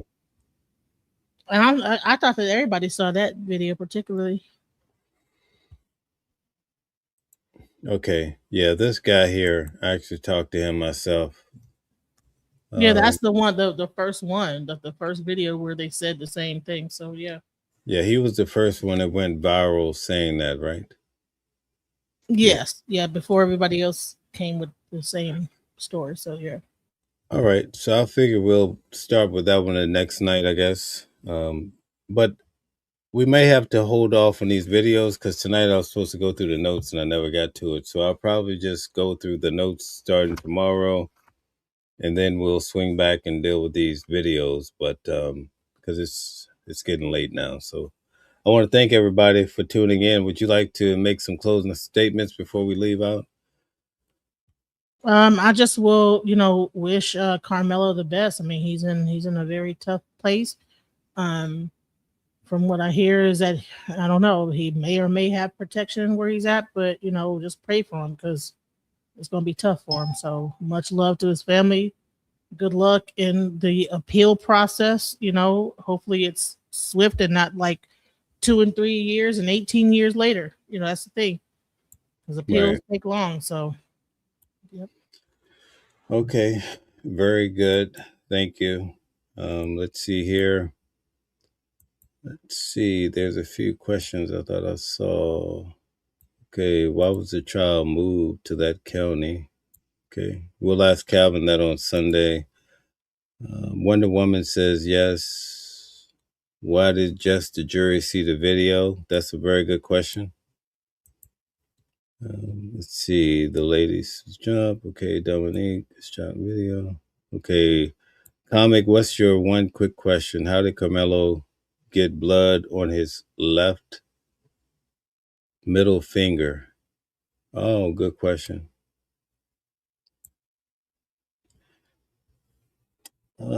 In court, I don't think they explained it, but I think they just figured it would be alluded to based on the circumstances of what happened. So that's probably why they did not explain it, because there's a knife being used. So that's probably why. All right. So I think that's it for tonight. Thank you guys for tuning in. I'm sorry, Genesis, do you want to say something in closing?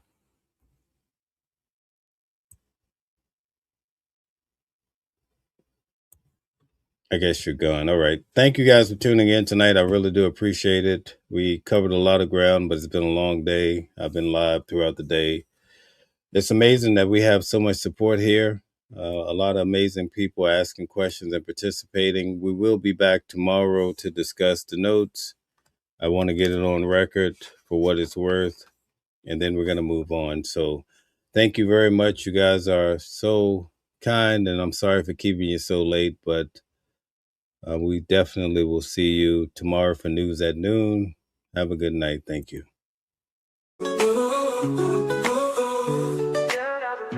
Different voices, but the same song. Living a world where we all belong. Kindness leading the way, breaking the chains. In the symphony of love, the thing remains. Embracing diversity, brighter days in sight. Watching the world sharing love and light. Hearts beating as one in our peaceful flight. Colors of harmony, painting the night. United we stand in love's pure might.